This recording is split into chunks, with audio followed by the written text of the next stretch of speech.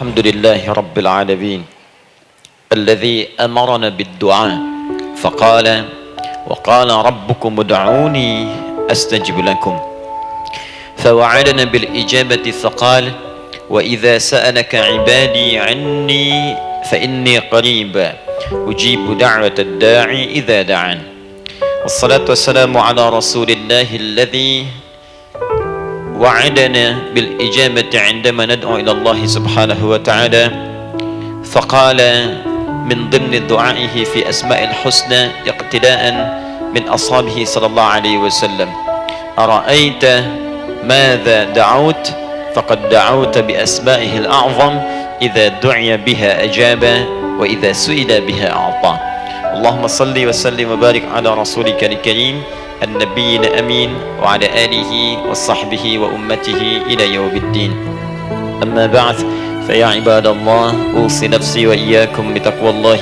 فقد فاز المتقون فلا تموتن إلا وأنتم مسلمون. Saudariku sekalian, para ibu baik yang di dalam ruang masjid ataupun yang di luar masjid, di sekitaran masjid dan studio, saya ingin mengajak pada seluruhnya tanpa kecuali, mari kita senantiasa bersyukur pada Allah Subhanahu wa taala atas nikmat yang telah kita dapati sampai dengan pagi hari ini. Syukur itu selalu menambah ketenangan di dalam jiwa. Syukur itu bisa mengentaskan sebagian persoalan hidup yang kita rasakan. Syukur itu bisa menambah kekuatan dari perasaan lemah yang kita rasakan. Dan syukur itu puncaknya bisa mengantarkan ke dalam surga terbaik yang dijanjikan, hingga Allah menyebutkan kemudian dalam Al-Quran, wa qalilun min ibadiyasy syakur, sedikit sekali di antara hamba-hambaku itu yang bisa menjadi orang yang pandai bersyukur kepada Allah Subhanahu wa taala. Mudah-mudahan hidupan kita sampai hari ini seluruhnya diterima oleh Allah Subhanahu wa taala sebagai amal saleh, dan semoga yang belum mendapatkan hidayah untuk berislam sampai dengan pagi hari ini dihunjamkan hidayah kepada dalam jiwanya oleh Allah Subhanahu wa taala agar bisa berislam sebelum wafat menghadap Allah Subhanahu wa taala. Baik, hari ini kita akan belajar. Saya akan cepat masuk kepada pembahasan karena waktu kita cukup singkat, tentang orang-orang yang dikabulkan doanya yang tersebut dalam Al-Quran khususnya dan sunnah Rasulullah Sallallahu Alaihi Wasallam. Kita akan bagi pembahasan kita ke dalam 3 bagian. Pertama, kenapa kita mesti berdoa? Di poin pertama, kenapa kita mesti berdoa? Yang kedua, bagaimana cara berdoa yang baik yang cepat dikabulkan oleh Allah Subhanahu wa taala? Yang pertama, mengapa kita mesti berdoa? Esensi doa itu apa, kan? Yang kedua, bagaimana cara berdoa yang sekiranya cepat dikabulkan oleh Allah Subhanahu wa taala? Dan yang ketiga, kita akan melihat ukuran pengabulan doa. Seperti apa doa itu dikabulkan? Karena nanti ada orang-orang yang tidak sadar sesungguhnya doanya sudah dijawab, tapi dia tidak menyadari itu, bahkan merasakan doanya kok nggak dijawab-jawab gitu, padahal Allah sudah menjawabnya. Nah, seperti apa ukuran kita mengetahui bahwa doa kita telah terjawab, atau doa kita barangkali belum dijawab atau tidak dijawab? Apa ukuran ketiga hal itu? Itu yang coba kita turunkan di pembahasan pagi ini. Mudah-mudahan dengan itu kita nanti akan lebih pandai bagaimana cara menyikapi doa dalam hidup, seperti apa doa dipanjatkan, kapan kita berdoa, dan kita tahu, oh ini hasil dari doa yang telah kita panjatkan. Sepakat sampai di sini? Baik ya, tinggal sepakat saja ya. Kan biasanya yang nerangkan saya, nulis saya, ngapus saya sampai selesai pula. Baik, ayo kita mulai. Bismillah. Mengapa kita mesti berdoa? Kita buka dulu ibu sekalian, ya, yang di ruangan ini ataupun yang di bawah, semuanya insya Allah memiliki kemuliaan yang sama di hadapan Allah Subhanahu wa taala, sesuai dengan keikhlasannya, ya, sesuai dengan keikhlasannya. Karena hadisnya umum sifatnya. Man salaka tariqan yaltamisu fihi ilma sahhalallahu lahu tariqan ilal jannah. Siapa yang menyiapkan dirinya menempuh perjalanan dan dia meniatkan ingin belajar pengetahuan agama walaupun sedikit, maka dia akan dapat balasan dari Allah. Minimal setiap langkahnya akan dicatat meringankan langkah dia ke surga nantinya. Ya, Dan di situ tidak disebutkan khusus bagi yang di dalam ruangan masjid, lantai 2 lagi misalnya. Tidak. Ya, jadi yang di sekitaran, yang di depan semua berdasarkan niatnya, ya, berdasarkan niat dan kuantitas amalannya. Di kuantitas itu tambah. Mungkin Ustadz belum datang, ibu ada yang berzikir, ada yang baca Al-Quran, ada yang istighfar, itu yang nambah pahala. Ya, kalau yang pasang status, pasang kamera, ya itu saya nggak tahu. Ayo kita kembalikan sini. Pertama, Quran surah ke-7 ayat 172. Quran surah ke-7 Al-A'raf ayat 172. Kemudian setelah itu diperintahkan dalam Al-Quran surah ke-40 Ghafir ayat ke-60. Lalu kita praktekkan ini dalam keseharian kita. Saya beri contoh misalnya Quran surah ke-2 ayat ke yang paling banyak nih dibaca 201. Kadang-kadang misalnya Quran surah ke-2 ayat 286. Banyaklah. Quran surah ke-7 ayat 23 misalnya, dan seterusnya. Ini bagian pertama.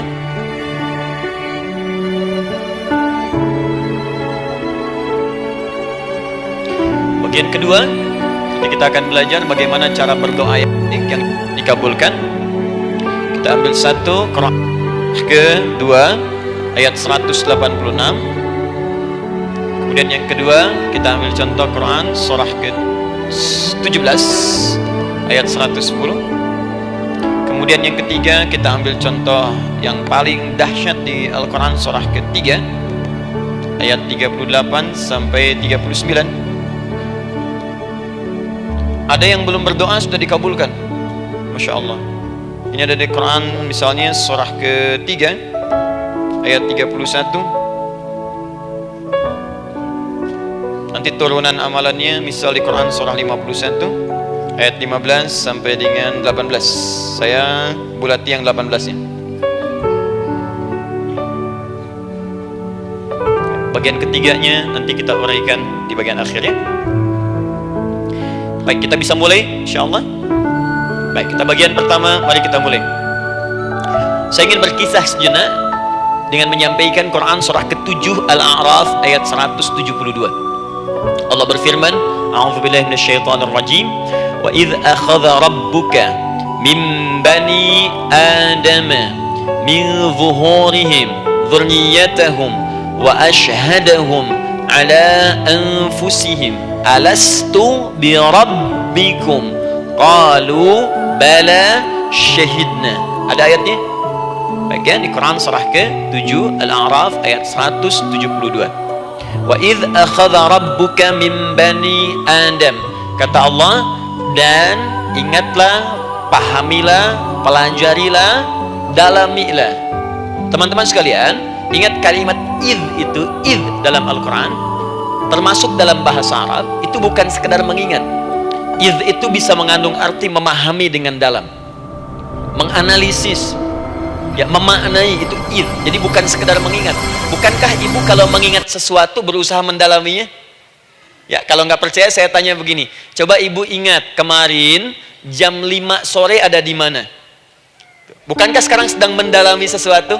Sedang mencari memori jam 5 sore kemarin ada di mana?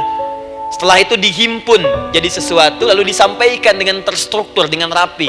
Oh, kemarin saya ada di sini, di sini, di sini, mengerjakan ini.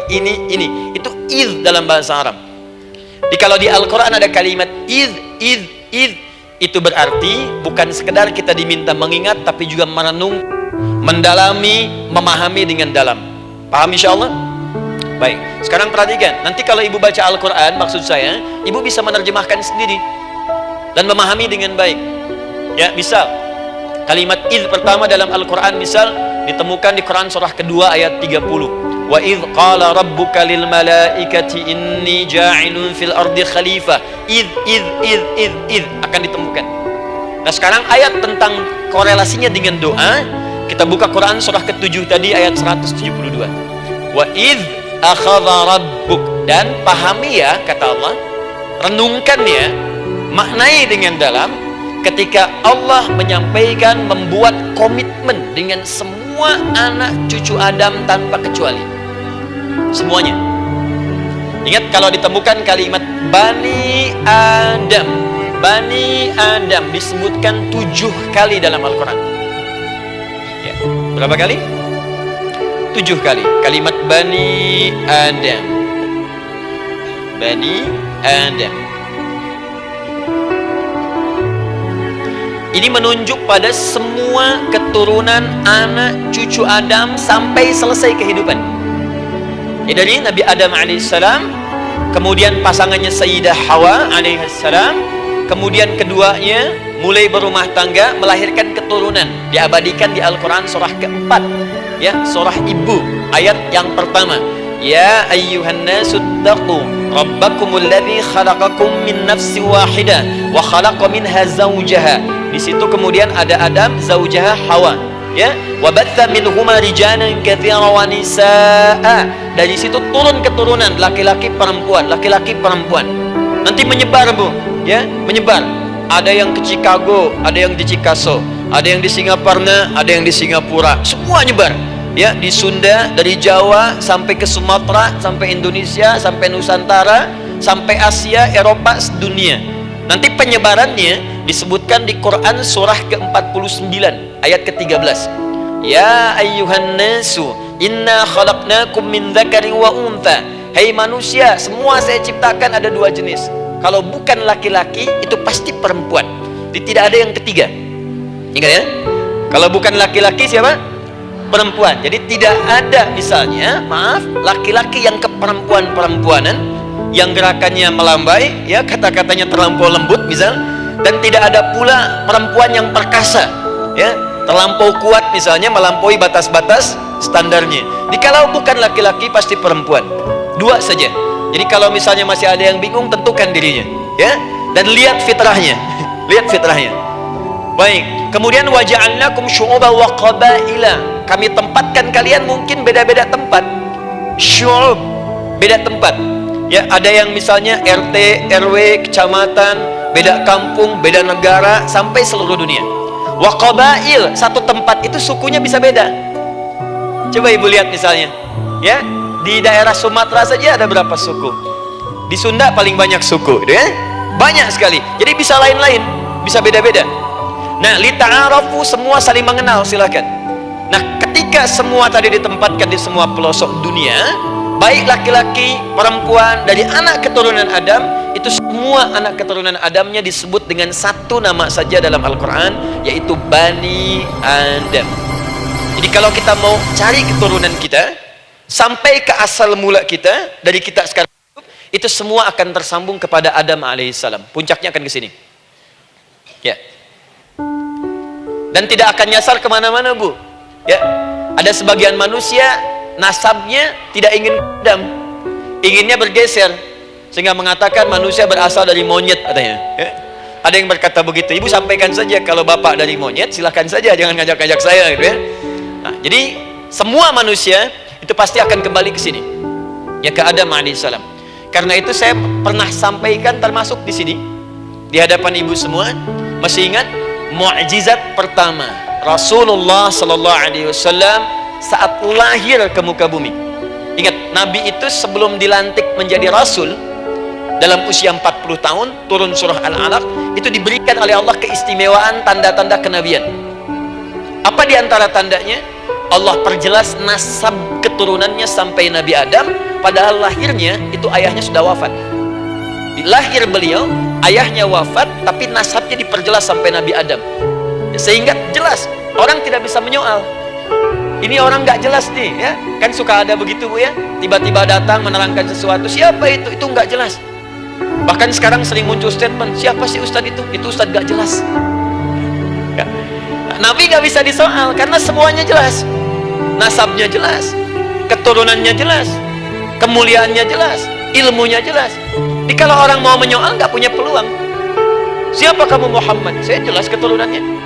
Muhammad SAW bin Abdullah bin Abdul Muttalib bin Hashim bin Abdul Manaf, bin Qusay, bin Murrah, bin Kilab, bin Ka'ab, bin Ghalib, bin Fihr, bin Malik, bin Nadar, bin Kinana, bin Khuzaimah, bin Mudrikah, bin Ilyas, bin Nizar, bin Mudar, bin Ma'ad, bin Adnan, bin Addi, bin Adri, bin Muqawwam, bin Nagur, bin Tarih, bin Ya'rub, bin Yasjub, bin Nabit, bin Ismail alaihissalam, bin Ibrahim alaihissalam, bin Azar atau bin Nakhur, bin Abir, bin Kinan, bin Arfakhshad, bin Sam, bin Nuh alaihissalam, bin Mikhlail, Matushala, bin Kinan, bin Anwas, bin Tis, bin Adam alaihissalam. Coba ulangi. Jelas. Jelas. Jadi orang nggak bisa nyoal, itu mukjizat ya. Keistimewaan pertama sebelum Allah kemudian angkat menjadi nabi dan rasul di usia 40 tahun. Jadi kalau ibu ditanya, kamu jelas nggak? Jelas. Apa binnya? Bin Bani Adam. Itu bocoran dari Al-Quran. Ya, kalau ditanya keturunan siapa kamu? Adam. Tahu dari mana? Allah yang nyampaikan langsung. Apa kata Allah? Bani Adam. Jelas ya? Baik. Jadi ini kembali kepada Adam alaihissalam. Nah, semua anak cucu Adam yang saya garis bawahi, sejak mulai terlahir itu sudah ada komitmen dari Allah dengan anak cucu Adam ini sebelum terlahir ke dunia, sejak dalam kandungan. Jadi kalau ibu belajar hadis, misal dulu saya pernah amanahkan kalau ibu mau belajar dasar-dasar, cari kitabnya Imam An-Nawawi yang Al-Arba'in An-Nawawiyah, 42 hadis. Hadis keempat, ya paling kiri sebelah atas di kitabnya, dari Abdullah bin Mas'ud radhiyallahu ta'ala anhu, ya. Qala Nabi sallallahu alaihi wasallam bahwa shadiqul masduq. Nabi SAW pernah menyampaikan sedangkan beliau orang benar dan dibenarkan. Kapan perjanjian ini dibuat? Dalam usia kandungan 4 bulan. Dalam kandungan. Inna ahadakum yujma'u fi batni ummihi. Setiap kalian yang akan terlahir dari anak cucu Adam, kecuali Adam bu ya. Ingat, kecuali Adam, kecuali Hawa, karena ini asal mula manusia keduanya. Tapi keturunan Adam dan Hawa akan mengalami proses yang sama. Dikandung dulu ibundanya, kemudian terlahir. Adam tidak dikandung, ingat, Adam tidak ada bapak, Adam tidak ada ibu. Langsung diciptakan wujudnya oleh Allah Subhanahu wa taala dari bahan dasar yang sama dengan manusia. Ya, karena itu saya pernah ditanya, pernah berdialog, ya. Ustaz, ini spesial Nabi Isa ini. Ya, spesial, Yesus Al-Masih Nabi Isa spesial. Karena itu diangkat sebagai Tuhan. Apa yang spesial? Kata beliau, karena ini bisa menghidupkan yang mati. Yang kedua, ini lahirnya beda dengan orang biasa. Bagaimana lahirnya? Tanpa bapak. Ibu saja tanpa bapak. Mana ada manusia yang lain seperti ini? Saya bilang, Adam lebih spesial lagi. Lahir tanpa ibu, tanpa bapak. Kenapa nggak jadi Tuhan? Tapi kan Adam gak bisa menghidupkan yang mati. Dengan izin Allah, maaf, Nabi Ibrahim lebih canggih lagi. Buka Quran surah kedua ayat 260, paling kiri sebelah atas. Wa idh qala Ibrahim rabbi arini kaifa tuhyil mauta qala awalam tu'min qala bala walakin inna qalbi. Ketika Ibrahim bermohon kepada Rabbnya, ya Allah, tolong tunjukkan kepadaku bagaimana cara menghidupkan yang mati. Kata Allah, kamu masih gak yakin? Kata Ibrahim, saya yakin, saya yakin-yakinnya, cuma supaya hati saya tenang, buktikan kepada yang lain tentang kuasamu. Kata Allah, gampang. Lalu Allah berikan kemudian satu ketentuan sama persis dengan Nabi Isa, cuman prosesnya lebih canggih. Kalau Nabi Isa tepuk mayatnya, bangun, bicara. Nabi Ibrahim kata Allah, nih ambil burung, potong-potong dulu, dicincang dulu. Sudah dicincang kemudian mayatnya disimpan, jasadnya di tempat bukit yang berbeda. Kalau sekarang potong burung, simpan di bukit satu, jasad yang kedua simpan di bukit B. Kepalanya simpan di bukit A, ekornya simpan di bukit B, badannya simpan di bukit C. Panggil dengan nama Allah. Thummad'uhunna ya'tinaka sa'ya. Panggil bismillah dengan nama Allah, hidup, hidup. Sama persis dengan Nabi Isa. Dengan nama Allah biidznillah, hidup, hidup. Nabi Ibrahim biidznillah, dengan nama Allah, hidup, hidup. Menyatu semuanya jadi satu. Kalau Nabi Isa kemudian ada yang menduga sebagai Tuhan, kenapa Nabi Ibrahim tidak angkat jadi Tuhan? Paham ya? Nah, ini menunjukkan bahwa ada pola pemikiran yang harus dikembalikan supaya benar cara memahaminya. Jelas sampai sini? Maaf saya sedikit agak lompat ya. Saya kembalikan kemudian, perhatikan sini. Inna ahadakum yujma'u fi batni ummihi. Karena itu semua anak cucu Adam, beda dengan Adam, akan proses lahirnya dikandung dulu di perut ibundanya. Fokus baik-baik. Arba'ina yawman nutfah, 40 hari pertama baru kemudian proses antara spermatozoa dengan ovum berproses. Thumma yakunu mithla dzalika, kemudian alaqah, 40 hari yang kedua jadi alaqah, zigot yang menempel di dinding rahim. Thumma yakunu mithla dzalika mudghah. 40 hari ketiga berbentuk mudghah, sudah mulai berbentuk daging sekeratan, ada bentuknya. Dan usianya sudah 4 bulan, 40 hari ketiga, 120 hari. 120 hari. Thumma yursalu ilaihil malak, kemudian diutuslah malaikat, fayanfukhu fihi ruh, maka ditiupkan roh ke dalamnya. Jadi ingat, kalau di antara sini, di antara kita ada ibu misalnya yang tengah hamil, tengah mengandung, ingat baik-baik, atau keluarganya, kerabatnya, usia 4 bulan itu roh sudah ditiupkan. Di kandungan sudah ada rohnya. Hati-hati ya. Berapa bulan? 4 bulan. Karena itu nanti ada ayat dalam Al-Quran, Quran surah ke-7 ayat 189. Di posisi ini harus banyak berdoa dan beramal soleh. Ingat ya, berdoa, beramal soleh, minimal minta kepada Allah. Da'awallaha rabbahuma la in ataitana shaliha lanakunanna minasyakirin. Minta banyak kepada Allah, ya Allah jadikan anak saya anak yang soleh, jadikan anak saya anak yang soleh. Dari usia itu 4 bulan sampai ke atas menjelang lahiran. Nanti diiringi oleh amal soleh kedua orang tuanya. Ini sudah penelitian dokter muslim, khususnya di Asia Tenggara.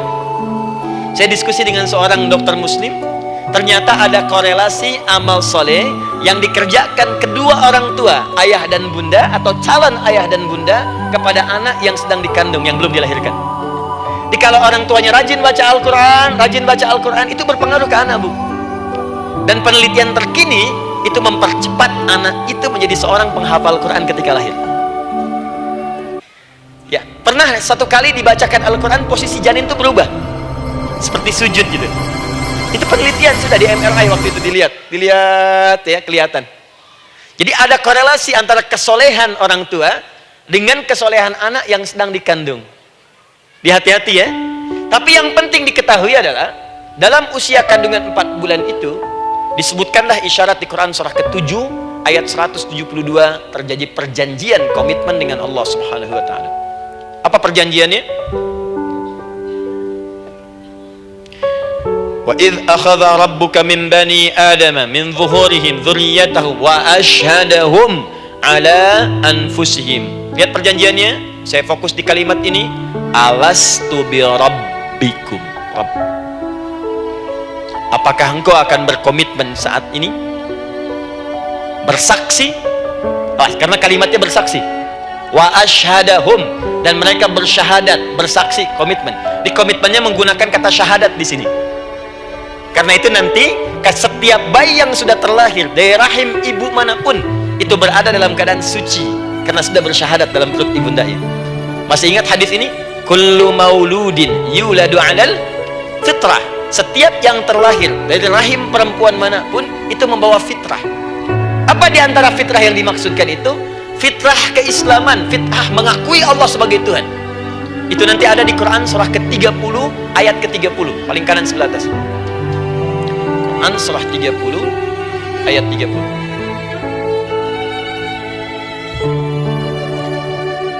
Fa'aqim wajhaka lid-dini hanifah.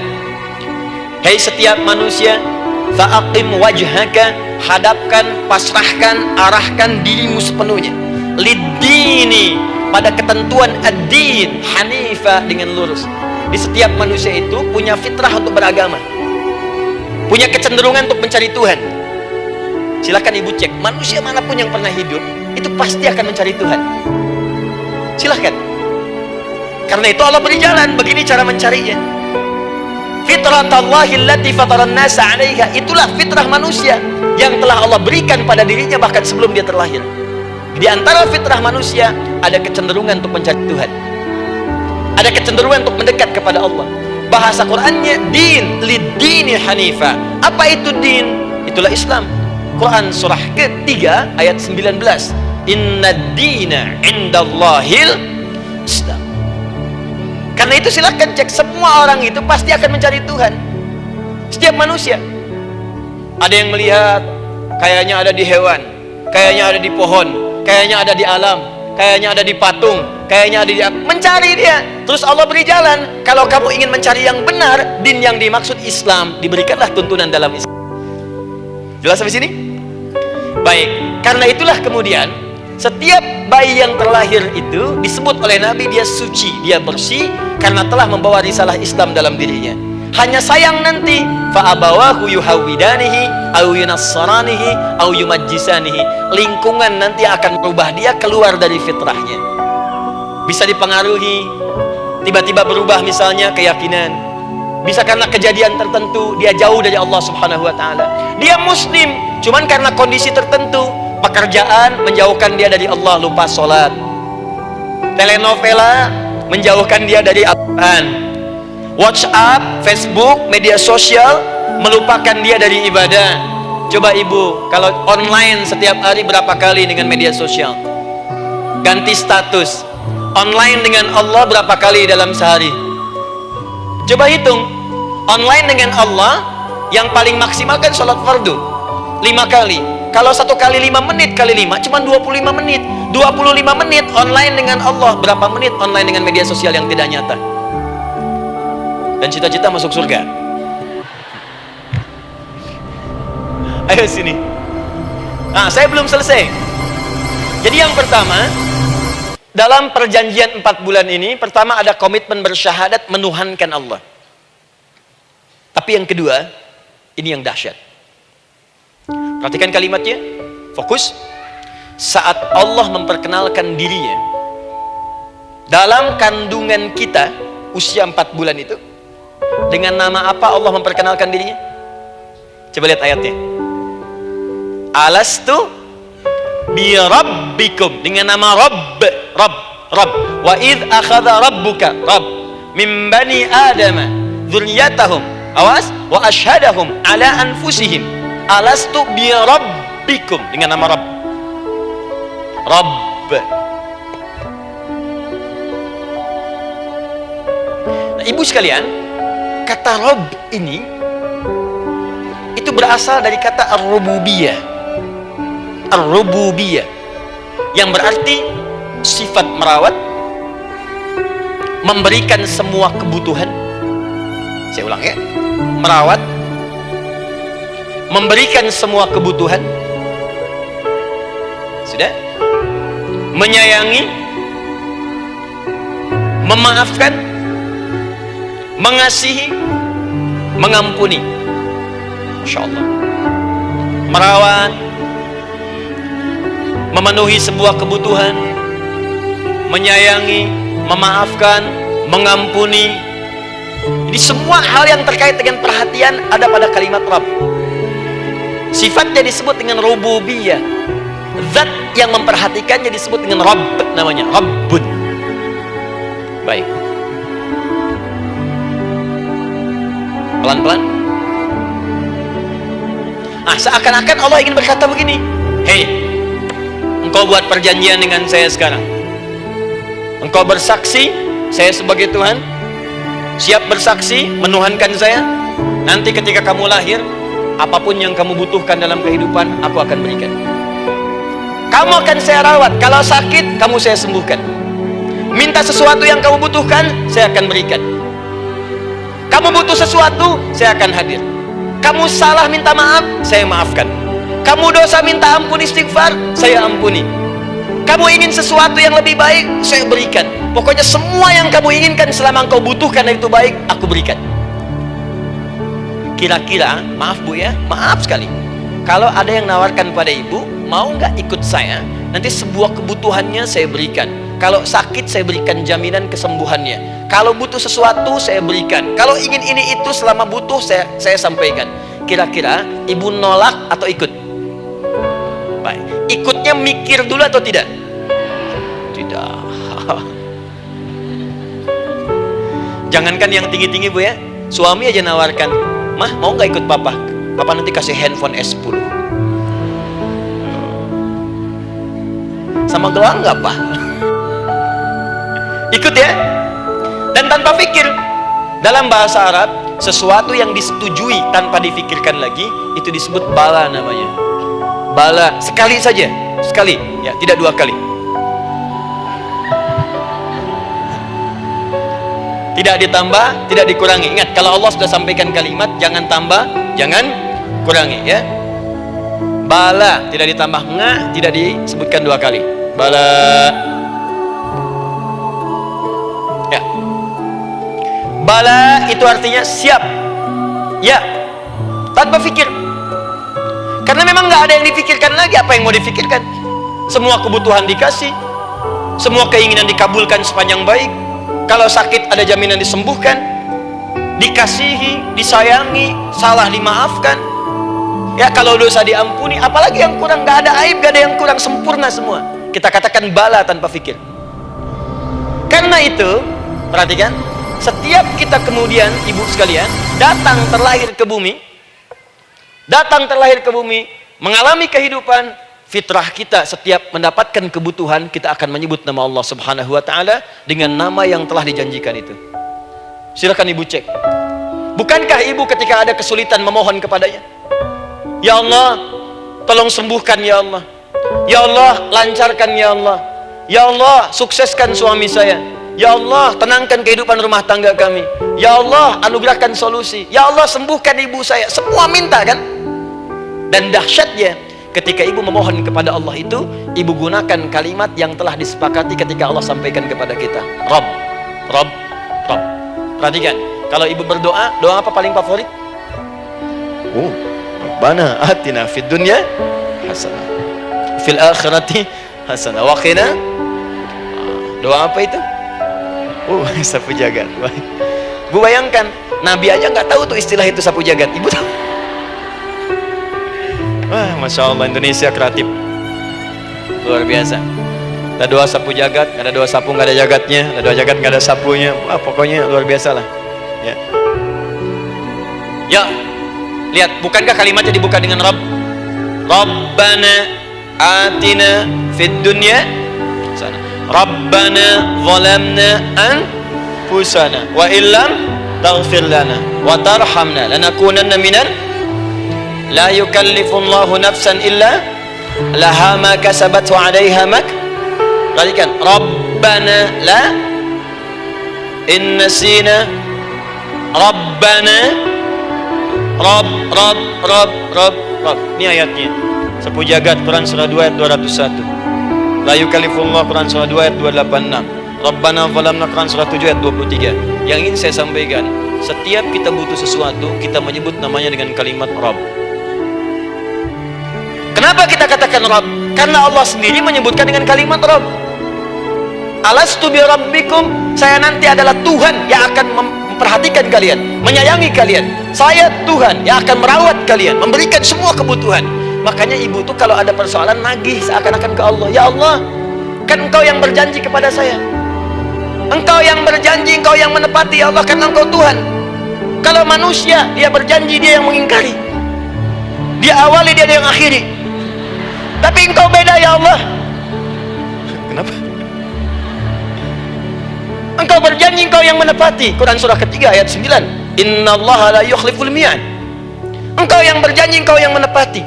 Engkaulah awal dan akhir dari semua hal. Engkau mengatakan saya Rabb yang akan memberikan semua kebutuhan. Sekarang saya butuh ya Allah.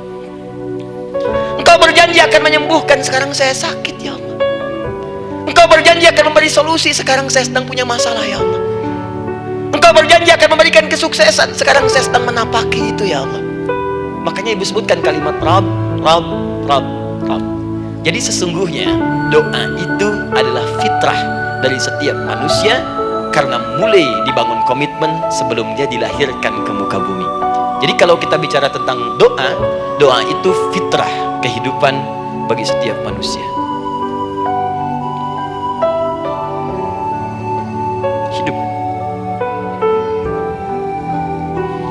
Sekaligus penanda komitmen yang membedakan antara Khalik dengan makhluk, hamba dengan Allah, manusia dengan Tuhan. Kan Allah katakan saya Rabb ya, saya yang ngasih, saya yang Tuhan. Berarti kita yang makhluk kan, kita yang butuh kan. Allah yang memberi, kita yang butuh. Untuk membedakan mana yang butuh, mana yang ngasih, maka pembedanya adalah doa. Jadi kalau ada manusia yang nggak pernah doa selama hidup, itu tandanya ada yang salah dengan kehidupannya. Karena seakan-akan dia nggak butuh Tuhan, Sebab perbedaan manusia dengan Tuhan itu sebelum lahir, salah satunya ditunjukkan dengan sifat butuh kita kepada Allah. Makanya sekaya-kayanya orang itu pasti berdoa. Manusia paling kaya di muka bumi pun kalau besoknya mau ada pekerjaan atau proyek, dia berdoa dulu tuh. Ya Tuhan, tolong lancarkan proyek ini. Butuh.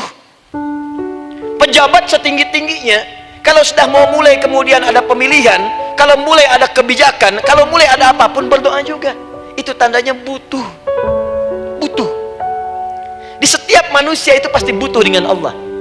Karena itu kalau ada manusia yang nggak pernah berdoa selama hidupnya, itu langsung mendapatkan kecaman dari Allah dan dijamin akan masuk neraka yang paling dalam.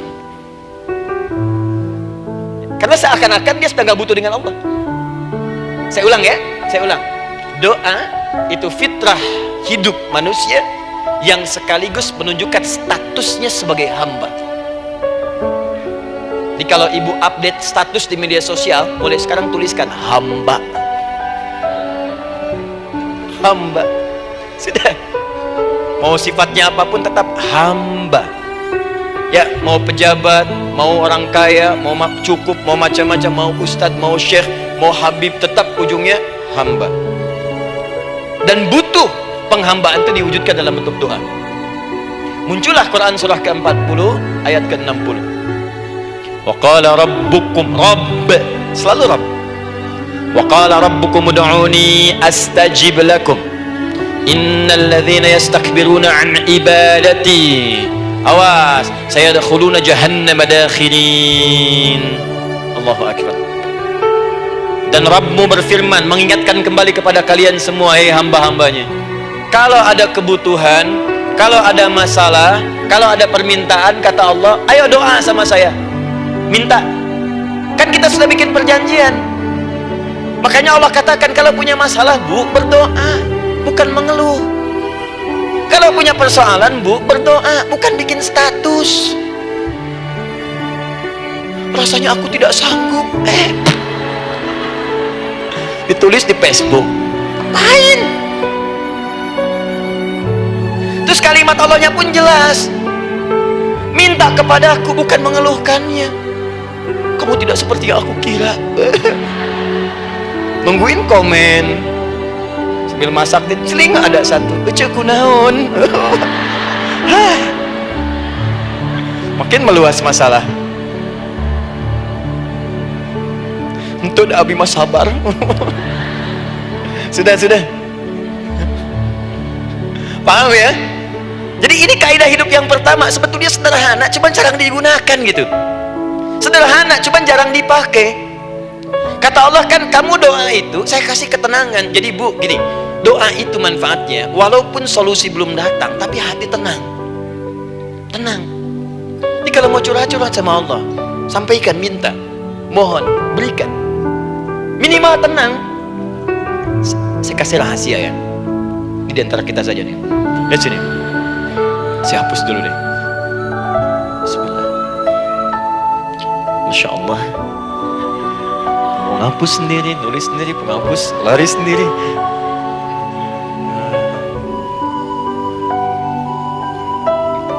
Bismillah. Oh ini ada dua ya. Sini. Baik. Buka Quran surat 7 ayat 205. Quran surat 7 ayat 205. Doa itu disebut zikir di ayat itu. Jadi kalau ibu sedang berdoa, itu sedang berzikir. Wadhkur rabbaka fi nafsika tadarruan wa khifatan wa dunal jahri minal qaul. Ada ayatnya? Oke. Pakai Rabb lagi kan? Wadhkur rabbaka. Kalau engkau punya masalah, kata Allah, sekecil apapun, di rumah tangga kah, di kantor kah, kehidupan sosial kah, kata Allah, ayo sebut, minta kepada Allah, berdoa. Doa disebut dengan zikir. Zikir itu semua kegiatan yang membuat kita ingat Allah. Zikir. Baca Quran, zikir.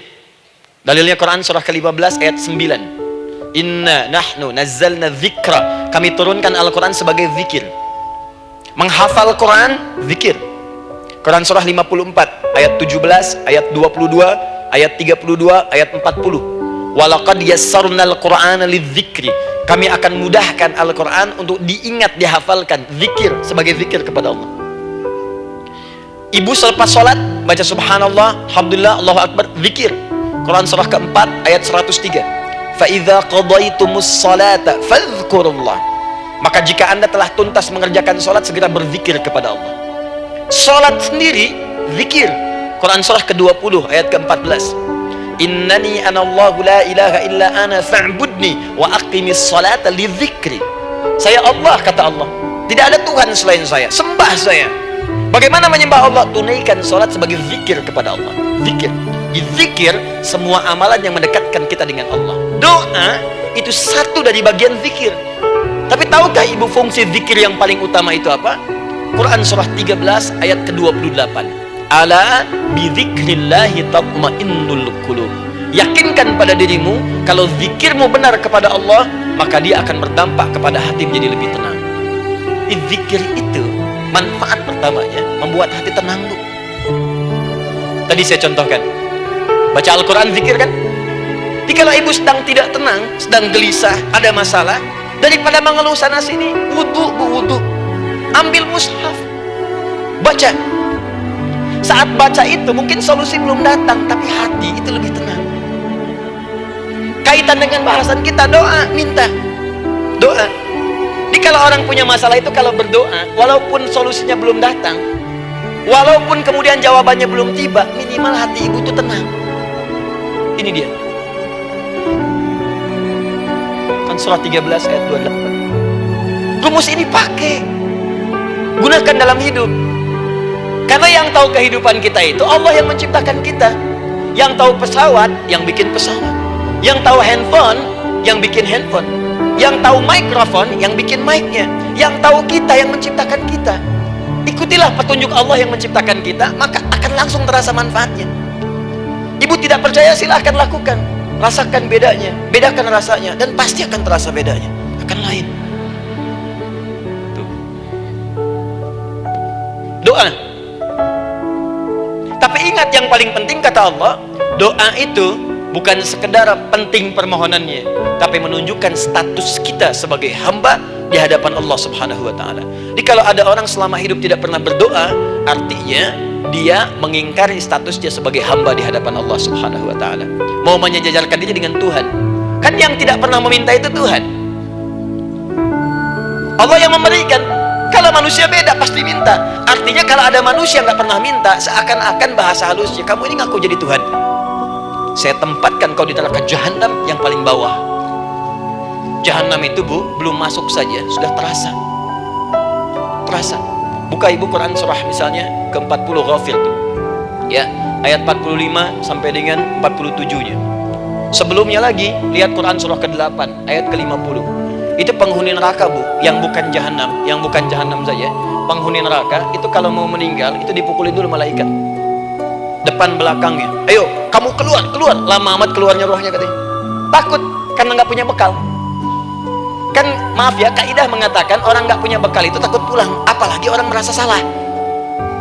Anak ibu berbuat kesalahan, mau pulang takut kan? Takut. Jadi kalau ada anak takut pulang, salah dia. Salah. Kemana anak nggak pulang-pulang, pasti ada yang salah karena nggak berani pulang. Jangankan salah, nggak punya bekal saja, malu pulang. Lihat ibu waktu Ramadan usai, mau mudik, Idul Fitri. Kan pada mudik kan? Kenapa mau mudik dan senang mudik? Karena punya bekal, Bu. Dikumpul-kumpulkan tuh selama 11 bulan. Untuk 1 bulan saja. Itu pun paling berapa hari. Kumpulin. Terus telepon keluarga, insya Allah aku pulang hari ini. Wah, senang semuanya. Padahal mudiknya cuma pakai motor, Bu. Motornya bebek, bekalnya singa. Serius saya, motor bebek bekal singa. Ada kardus belakangnya, tulisin. Terus tambah pelepah pisang buat begini. Belakangnya ditulisin, aku pulang sayang. Jalan mudik. Terus yang di rumah kan senang nerimanya. Kenapa? Karena ada yang pulang dan bawa bekal. Saya pernah tanya pada seseorang, kenapa anda nggak mudik?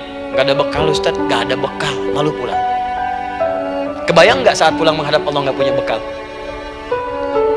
Malu pulang, apalagi punya banyak salah. Jadi nggak mau keluar rohnya. Malaikatnya geram, dipukul sama malaikat, pukul depannya, pukul depan. Kamu ini cepat keluar, cepat keluar, cepat keluar. Keluar, keluar, keluar, keluar, keluar. Malu pulang. Tapi kalau punya bekal enak. Dan yang nyambut langsung malaikat. Bahkan ada satu amalan saat dikerjakan, itu orang ini sudah masuk surga, tapi semua malaikat di semua pintu surga yang 8 itu datang mengunjungi dia, mengucapkan selamat. Itu ada di Quran surah 13 ayat 24. Salamun alaikum bima sabartum fa ni'ma uqbad. Selamat ya saat di dunia sabar mencari bekal, dan ini bekal terbaik yang kamu dapatkan. Silahkan nikmat di surga yang kamu rindukan itu. Ini nikmat-nikmatnya tempat yang pernah nanti kamu kunjungi.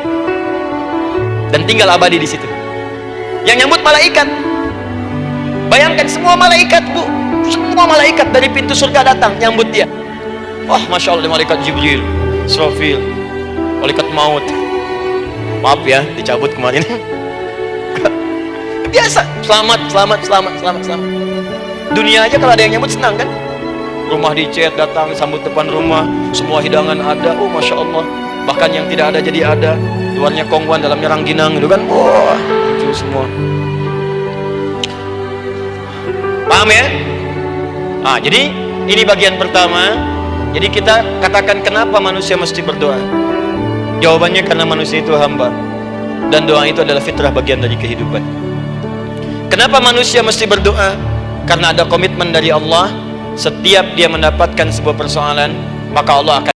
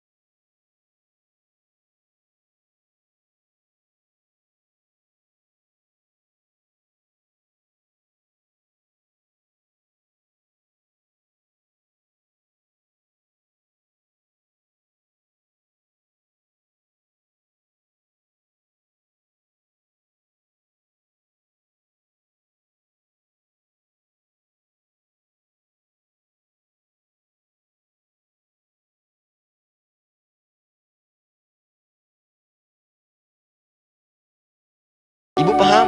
Paham Ustaz. Badai pamit ya, silahkan. Apa yang Ibu pahami? Doa.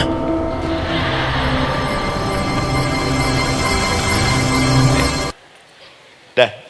Nah, sekarang masuk bagian kedua. Bismillah.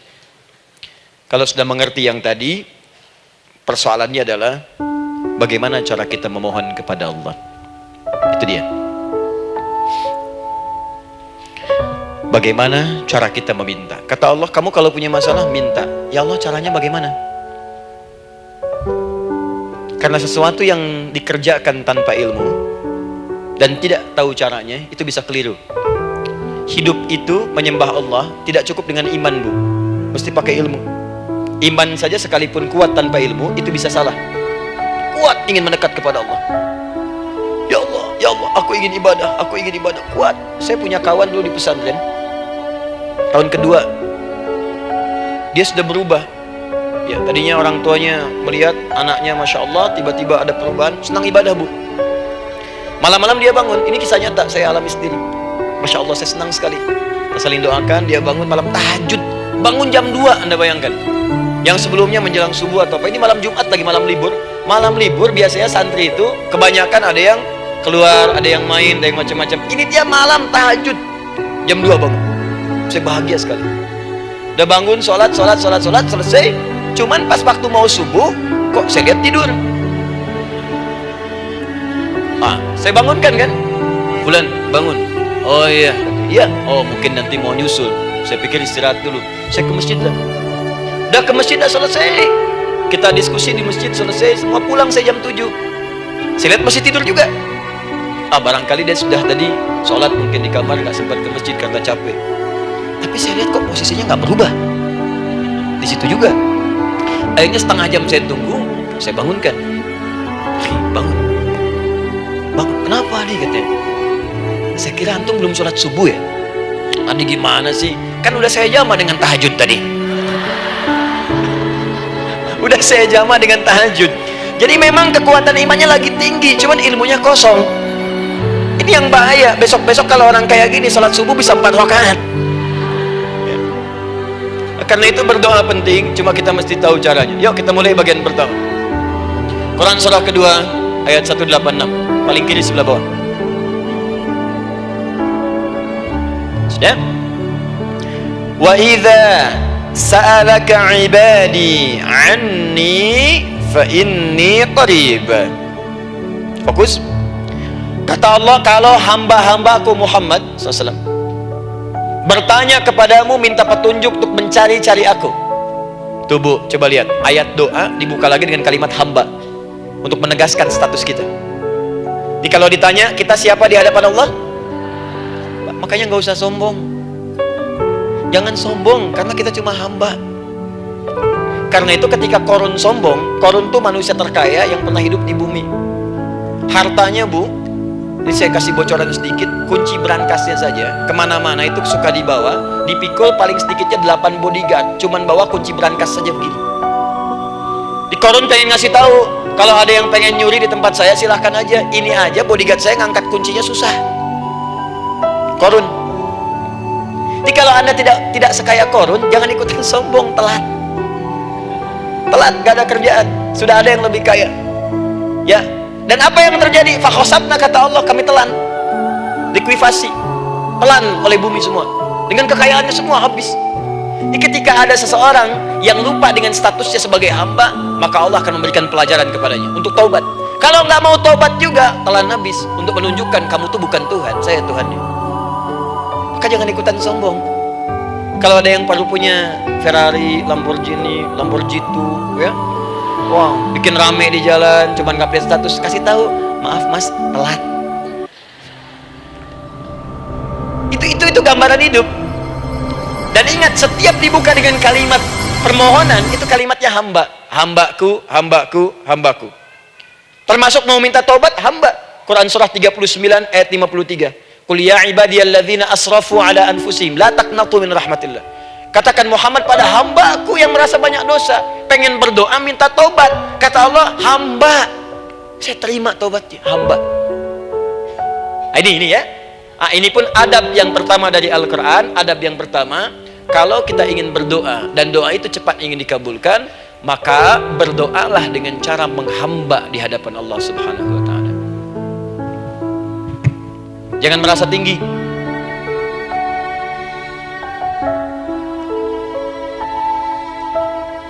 Saya turunkan caranya. Bagaimana cara menghamba itu dengan cara yang baik? Fokus.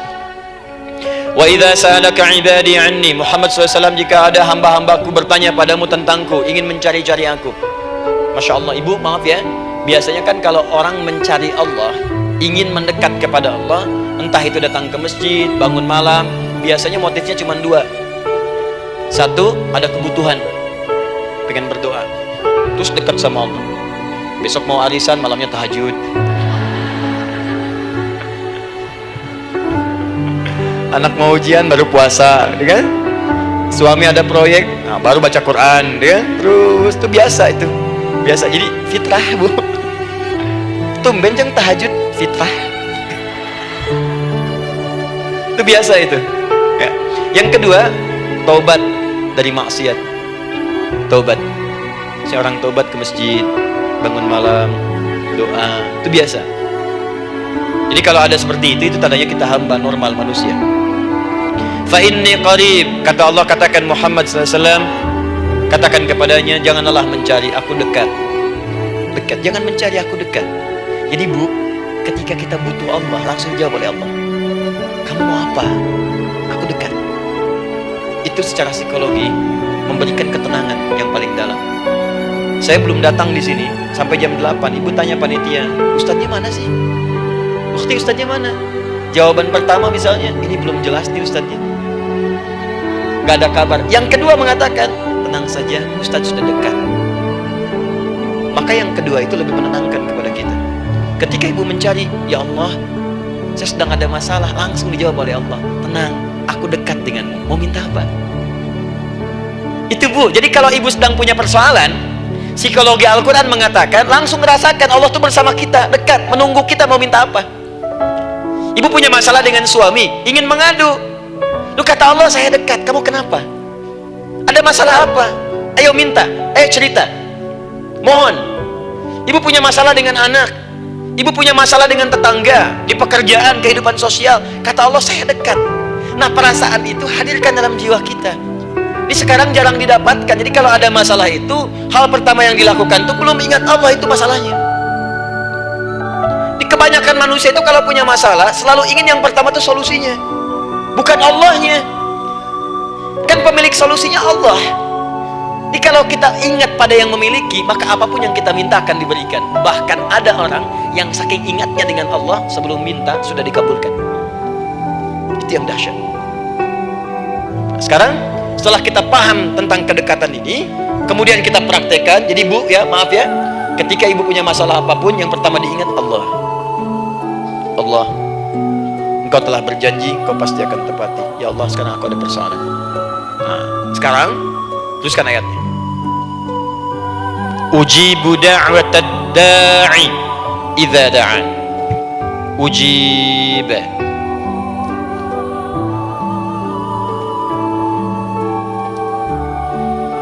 Ujibu da'watad da'i idza da'an. Aku pasti akan menjawab, mengabulkan setiap doa hambaku jika dia bermohon kepadaku. Saya ingin ajarkan sedikit di gramatikal bahasa Arab. Ujib itu disebut dengan fi'il mudhari namanya. Saya kasih rumus cepat Bu ya. Insya Allah kalau ibu fokus dengan rumus ini, ibu nanti bisa memahami Al-Quran dengan baik. Saya kasih satu kalimat, hafalkan baik-baik. Ini gampang kok. Anita. Ya, Anita. Sudah? Anita. Baik. Hamzah, nun, ya, ta. Satukan Anita. Kalau di dalam kalimat ibu baca Al-Quran, di depannya ada huruf hamzah ini, atau nun, atau ya, atau ta, maka itu rumus mudhari namanya. Gak usah dihafalkan mudharinya, ya, gak usah dihafalkan sampai bikin misalnya satu ungkapan Anita istrinya pemudhari, gak usah, gak ada kerjaan, ya, gak usah dihafal. Saya hanya ingin tunjukkan pemahaman. Kalau ada bentuk seperti ini punya 3 makna. Kalau dalam bahasa Inggris itu disebut present, ya, continuous, dan future. Present, continuous, and future.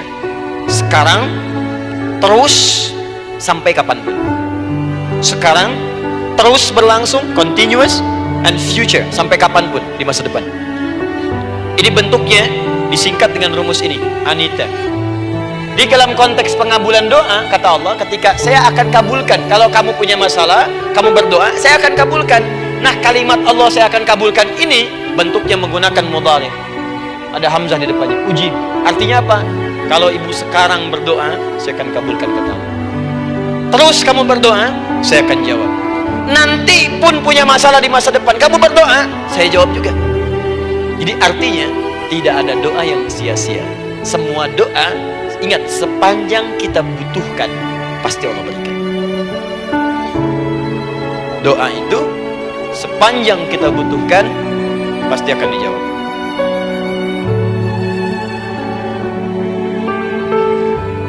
Nanti kapan dijawabnya, seperti apa jawabannya, nanti bagian ketiga. Kadang-kadang minta sekarang, dijawabnya nanti. Minta sekarang, dijawab sekarang. Ada yang mintanya A, dijawabnya B. Itu yang paling dahsyat. Jadi kalau saya tanya, kalau kita berdoa, dijawab tidak oleh Allah? Itu janji Allah. Setiap orang berdoa, pasti dijawab. Nah, hanya persoalannya, seperti apa doa yang cepat dijawab itu? Apakah semua doa langsung dijawab seketika? Akankah mendapat jaminan langsung dijawab? Ternyata kalimat dijawab ini diikat dengan syarat ketentuan berlaku. Apa di antara syarat dan ketentuannya ini? Teruskan ayatnya. falyastajibuli. Syarat pertama, kalau doamu ingin cepat aku jawab, falyastajibuli, maka engkau pun harus cepat merespon setiap seruanku. Jawab seruanku dengan cepat. Doa ingin dijawab oleh Allah, maka kata Allah, kamu pun harus menjawab setiap seruanku. Jawab seruan Allah.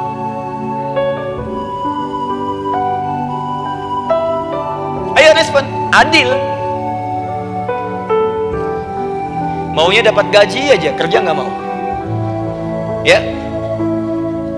Apa ibu pikir duduk manis santai di ruangan tengah, tiap bulan suami datang berikan uang belanja? Belum tentu. Kalau sikap tidak bagus, ya interaksi tidak mulia, maka belum tentu itu didapatkan. Maka syarat pertama kata Allah, kalau doamu ingin cepat aku jawab, maka setiap aku seru, cepatlah engkau kemudian kerjakan dan jawab itu. Jadi ternyata seruan Allah itu terkait berkelindan dengan pengabulan doa. Jadi ketika ibu diseru oleh Allah, diminta diperintahkan sesuatu oleh Allah, sebetulnya itu kunci untuk mendapatkan jawaban doa kita, Bu. Dipanggil kita, ayo cepat datang ke sini. Mau minta apa? Minta, saya kasih. Apa di antara kunci doa itu, Ustaz? Yuk kita lihat. Adalah jawaban dari seruan Allah. Apa di antara seruan Allah itu? Saya beri contoh satu misalnya. Allah perintahkan kita untuk sholat. Bahkan diseru, diingatkan 5 kali dalam sehari. Sholat. Bukankah kita diseru, Bu? Dipanggil 5 kali sehari untuk sholat? Allahu Akbar, Allahu Akbar. Ya? Diingatkan kan? Ayo ingat Allah, ingat Allah, ingat Allah, ingat Allah. Allah Maha Agung, Maha Besar semuanya, dan seterusnya. Perhatikan baik-baik. Apa tujuan Allah menyuruh kita dalam sholat? Ternyata bukan ingin memberikan beban ruku dan sujud. Bukan sujudnya yang penting. Karena semua makhluk tidak sujud pun tidak akan menurunkan status Allah sebagai Tuhan. Allah tetap Allah, gak ada ruginya. Yang rugi kita. Ternyata ketika disuruh sujud, disuruh ruku itu, ternyata yang ditunggu itu bukan ruku sujudnya. Allah nunggu, punya masalah apa? Mau minta apa? Karena itu dalam ilmu fikih, ibu buka semua kitab fikih. Salat itu secara bahasa disebut dengan doa. Nama lain dari doa adalah salat. As-salatu hiya doa. Salat adalah doa. Karena itu semua bacaan dalam salat doa semua. Coba lihat. Baru takbir Allahu Akbar, doa iftitah. Al-Fatihah doa, Bu. Jangan dikira Al-Fatihah nggak ada doanya. Nih, nanti saya berikan cepat ya. Ini highlight dulu. Dalam sholat itu ada 4 keadaan. Ingat ini baik-baik. Nanti ibu manfaatkan, minimal zuhur lakukan. Ada berapa keadaan? 4. Ada 4 posisi, 4 keadaan dalam sholat. Yang kalau ibu berdoa benar, meminta di situ dengan benar, itu seketika akan dikabulkan. Seketika. 1, saat berdiri. 2, saat ruku'. 3, saat sujud. 4, sesaat sebelum salam. Berdiri, ruku', sujud, sesaat sebelum salam. Baik, sebelum saya bahas lebih jauh, saya ingin sampaikan dulu. Jadi ternyata ketika kita diminta oleh Allah menunaikan sholat, itulah cara kita memohon, Bu. Itulah waktu kita meminta. Dan dahsyatnya dalam sehari itu 5 kali ditungguin, Bu. Mana ada manusia di muka bumi ini buka pintu rumahnya 5 kali sehari cuma untuk memberikan apa yang dibutuhkan. Sesoleh-solehnya Ustadz, gak ada yang mengatakan, ayo 5 kali sehari datang aja ke rumah saya. Kalau butuh apa-apa ambil. Butuh kulkas, ambil kulkasnya. Butuh TV, ambil. Gak ada begitu. Allah itu maha baiknya, 5 kali sehari dipanggil. Dari subuh sampai zuhur. Kita bangun tidur aja, punya masalah nggak? Ayo minta, disuruh sholat 2 rakaat. Dan sholatnya nggak usah banyak-banyak, 2 rakaat aja dulu supaya nggak ada beban. Itu pun kadang-kadang masih lupa berapa rakaat kita sholat. Ayo sujud, disuruh minta, punya masalah nggak? Terus dari subuh sampai ke siang dipanggil lagi, punya masalah lagi nggak? Disuruh zuhur 4 rakaat. Karena waktunya cukup panjang, suruh 4. Ayo minta. Ada masalah apa? Minta sujud kita. Minta mohon. Dari zuhur ke asar, ditanya lagi, ada masalah nggak? Panggil lagi. Ke maghrib sampai ke isya sebelum tidur, supaya tidurmu enak, masalah nggak ada, tenang, nikmat, nyaman istirahatnya. Ada masalah nggak? Disuruh sholat lagi. Jadi kalau orang paham sholat itu kunci kebahagiaan, dia akan senang menunaikan sholat. Makanya ketika ibu bertanya, kenapa saya sholat? Dijawab oleh muadzin, hayya 'alas shalah, ayo sholat. Kenapa sih sholat? Hayya 'alal falah, yuk bahagia, ayo tenang, yuk dapatkan apa yang kamu inginkan, falah. Jadi kalau orang paham sholat itu menyelesaikan persoalan, tentu orang akan berbondong-bondong semangat untuk menunaikan sholat. Cuman sayang segelintir orang itu menilai sholat sebagai beban. Jadi sebagai kewajiban beban saja, makanya sholatnya nggak nikmat. Karak tadi duhur, ayeuna asar deui. Tuh. Ya bagaimana doanya bisa dijawab? Anda datang pada orang, tapi datangnya dengan marah-marah, datangnya dengan mencelanya. Ya bagaimana dia bisa memberikan kebutuhan Anda? Anda datang pada Allah dengan niat yang tidak ikhlas. Setelah itu kemudian menggunjingkannya, bagaimana bisa dijawab? Tuntutan tinggi, tapi datang tidak membawa prestasi, ya bagaimana bisa diberi? Catat tuh, bikin status. Paham ya? Nah ini bagian pertama. Jadi cara pertama, respon kata Allah, seruan Allah. Rumus pertama sholat. Nah sekarang saya ajarkan lagi. Ini belum selesai nih Bu, ini panjang bahasannya nih. Sampai jam berapa kita? 10 ya? Lumayan. Oh, mau sampai jam 5 silahkan, saya jam 10 selesai ya. Lihat sini. Oke, saya punya sekitar 1 jam kurang ke depan. Saya ingin terangkan sedetil-detilnya gitu ya. Dan saya hanya menyampaikan isi Al-Quran. Quran, hadis, Quran, hadis. Sekarang gini, Ustadz saya sekarang paham, sholat berarti kunci untuk menyelesaikan masalah. Di sholat saya akan memohon. Sekarang Ustadz, bagaimana cara saya merespon sholat? Kan kata Allah, saya menyeru, respon gitu kan? Kita dipanggil sholat nih, Allahu Akbar, dipanggil. Bagaimana cara meresponnya? Sebelum minta. Awas, ibu ingin datang mengajukan proposal, datang kepada wali kota, datang kepada gubernur, datang kepada presiden, datang kepada menteri sebelumnya. Bukankah ibu mempersiapkan diri? Penampilan ditata, proposal dibagus-bagusin, gitu kan? Yang paling hebat itu kadang-kadang malam-malam latihan depan cermin. Bapak wali kota yang saya hormati, lihat semuanya tuh. Dan yang paling luar biasa, maaf ya, janjian jam 7 dengan Pak Wali Kota, datang jam 6 ke Balai Kota. Sekarang ibu punya janji dengan Allah. Janji itu sudah diketahui sebelum pertemuannya. Kalau tidak percaya, 5 waktu ini ibu sudah hafal Bu. Ya, bahkan disuruh ngapalin oleh Allah. Buka Quran surah ke-4, surah ibu, surah mama, An-Nisa, ayat 103. Quran surah 4 ayat 103. فَإِذَا قَضَيْتُمُ الصَّلَاةَ فَاذْكُرُوا اللَّهَ قِيَامًا وَقُعُودًا وَعَلَى جُنُوبِكُمْ فَإِذَا اطْمَأْنَنْتُمْ فَأَقِيمُوا الصَّلَاةَ. Lihat ujung ayatnya, lihat ujung ayatnya. إِنَّ الصَّلَاةَ كَانَتْ عَلَى الْمُؤْمِنِينَ كِتَابًا مَوْقُوتًا. Sungguh semua waktu salat itu telah ditetapkan waktunya bagi orang beriman. Itu terjemahan biasa.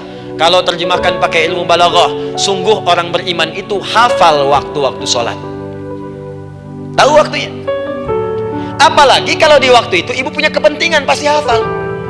Kalau ibu benar memprioritaskan sholat dan menilai sholat sebagai solusi hidup, menilai sholat sebagai kebutuhan, ibu pasti akan hafalkan itu Bu.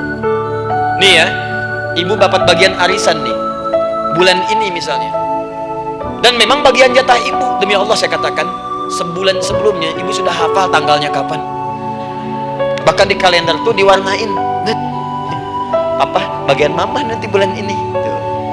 Dicatat semua, di tempat siapa, jam berapa, datang dengan penuh keceriaan dan kebanggaan. Luar biasa. Hanya untuk urusan dunia yang itu habis gitu. Jika dia tidak meninggalkan ibu, ibu yang meninggalkan dia duluan. Sekarang 5 kali sehari semua diberikan, bahkan lebih daripada dunia dan seisinya. Harusnya sih wajarnya dihafalkan waktunya, dan ibu hafal. Ayo, subuh jam berapa sekarang? Lihat sini, bukan ke atas. Ditutup tuh. Tuh, sana tuh. Subuh jam berapa? Ayo ngelihat ke sana, 4:43. Duhur jam berapa? asar, maghrib, isya. Itu kan kunci ibadah. Dan kunci ijabah, kunci ibadah, kunci ijabah. Di situ ada pengabulannya. Ini gimana mau minta, waktu permintaannya aja nggak hafal. Gimana mau bermohon, datangnya aja telat. Karena itu, bagaimana cara merespon seruan Allah? Diaturlah di Quran surah kedua ayat 152. Paling kanan sebelah bawah. Quran surah kedua ayat 152. Ibu masih ingat? Bukankah sholat disebut sebagai zikir? Masih ingat? Ya, di surah ke-20 ayat 14. Wa aqimis sholata lidzikri, tunaikan sholat sebagai zikir kepadaku. Sekarang lihat ya. Lihat ketentuan Allahnya. Kalau ibu dipanggil untuk sholat, dipanggil untuk zikir, cepat respon. Ibu cepat respon, Allah pun akan cepat merespon permintaan ibu. Lihat kalimatnya. Fadhkuruni adzkurkum. Fadhkuruni adzkurkum. Kalian mengingat saya, maka saya pun akan ingat dengan kalian. Kalian zikir kepada saya, ingat saya, kata Allah, maka saya pun akan ingat kalian. Di antara makna zikir, salat. Jadi kalau ibu salat mengingat Allah dengan cepat, maka Allah pun akan cepat mengingat kita. Contoh.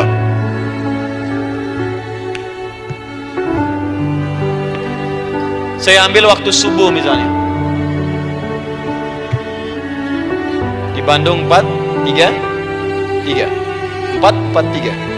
Oh, lihat kesan lagi terjadi perbedaan pendapat, ya.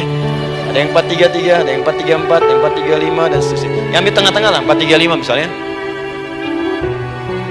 Kalau 4-3-5. Lihat sini, fokus. Allahu Akbar, Allahu Akbar. 4-3-5. Dipanggil salat, diseru. Kan tadi rumusnya di Quran surah 2 ayat 186. Faliyastajibuli. Kalau diseru cepat jawab, gitu kan? Terus diseru 4-3-5 adzan. Allahu Akbar, Allahu Akbar. Begitu diseru, ibu langsung datang. Ya Allah, sudah adzan, seruan nih, saya siap-siap, saya ingin minta sesuatu. Nah, orang yang datang saat dia diseru Allah, dia pun datang kemudian untuk menyerunya, maka Allah pun akan menjawab apa yang ia mohonkan saat ia bermohon kepadanya. Perhatikan, dipanggil oleh Allah lewat suara muadzin, Allahu Akbar, Allahu Akbar, dia merespon cepat, siap salat. Maka dia pun ketika memanggil Allah, seketika Allah pun akan jawab padanya sesuai dengan kadar responnya. Dipanggil saat itu, dia menjawab, maka Allah pun akan ingat kepadanya hanya saat dia memanggil saja. Di saat panggil, diingat, panggil, diingat. Jelas? Ini yang hebat. Dipanggil 4-3-5, Allahu Akbar, Allahu Akbar. Dia sudah ingat dari sejak jam 3:45. Dia bangun jam 3. Bisa. Padahal belum dipanggil. Datang. Bahkan Masya Allah, melakukan warming up dulu, tahajud, istighfar, baca Al-Quran sebelum dipanggil. Masya Allah Bu, ibu mau datang misalnya ke istana, janjian jam 7, datang jam 6. Di situ ibu kerjakan yang baik-baik dulu. Wah, lihat, terus kelihatan CCTV kan. Wah, ini orang bagus banget nih, mulia, bagus, sampah diambilin, disapu. Kelihatan. Itu ibu belum datang pun udah dipanggil duluan. Ada orang yang belum dipanggil sudah datang menghadap Allah, tahajud dia, zikir dulu, istighfar dulu. Ini orang, maaf ya, walaupun dia belum memanggil Allah, Allah sudah menyelesaikan semua persoalannya. Di orang-orang yang selalu ingat kepada Allah, walaupun Allah dalam waktu tidak memanggilnya, maka Allah akan mengingatnya sekalipun orang ini belum bermohon kepadanya. Maka ibu nanti akan temukan orang-orang yang langsung diselesaikan persoalannya oleh Allah bahkan sebelum dia bermohon kepadanya. Ada orang yang seakan gak punya masalah, Bu. Bukan gak punya masalah, sebab setiap dia punya masalah, masalahnya diringankan oleh Allah. Seakan-akan gak ada beban. Ini indah hidupnya. Butuh sesuatu, sebelum nyari, datang. Ada persoalan, senyum dikit, selesai. Orang macet mengeluh, bikin status, dia macet malah senang. Dan hatinya dilapangkan oleh Allah. Bayangkan ada janji rapat jam 9, setengah 9 masih macet. Diprediksi di Google akan sampai 2 jam lagi. Yang lain mengeluh, telepon sana, telepon sini, ini. Dia nggak aja, lapang aja. Alhamdulillah ya Allah, kasih macet. Morotal, saya mau dengerin surah Al-Baqarah. Buka. Hafalin. Partnernya nelpon. Sampai di mana, akhi? Ini sampai di surah Al-Baqarah ayat 186. Tidak ada yang sia-sia dari Allah. Sabar ya di sana. Ya, atau kita bisa koneksikan dari sini apa yang bisa saya selesaikan sekarang di sini, sehingga sampai sana kita tinggal kesimpulan saja. Tenang hatinya. Ada berasak busuk gelisah gini, telepon sana sini, klaksonin, dasar lampu merah lama, birunya sebentar. Padahal biru nggak ada, yang ada hijau kan. Jadi kalau sudah begitu enak, Bu. Yang perempuan ada di Quran Maryam. Maryam kan perempuan. Dan Maryam itu bukan nabi, bukan rasul. Ingin memberikan pesan kepada ibu, perempuan dimanapun, tidak harus jadi nabi supaya doa cepat dikabulkan. Tidak harus menjadi rasul. Ini Maryam bukan nabi, bukan rasul, tapi dia ini luar biasa. Sebelum dipanggil udah datang.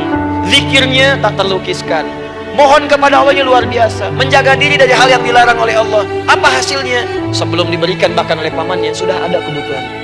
Quran surah ketiga ayat 37. Kullama dakhala 'alaiha Zakaria al-mihraba wajada 'indaha rizqa. Setiap pamannya mau memberikan kebutuhan Maryam sudah ada di dalamnya. Sudah ada. Itu luar biasa. Mau makan, makanan ada. Mau anggur, anggur ada. Ya. Wah, itu luar biasa. Jadi bermohon bahkan sebelum waktunya. Sentuhlah ia tepat di hatimu, maka ia akan jadi milikmu untuk selamanya. Wah, itu doa tuh. Aduh, mana-mana. Paham? Tuh.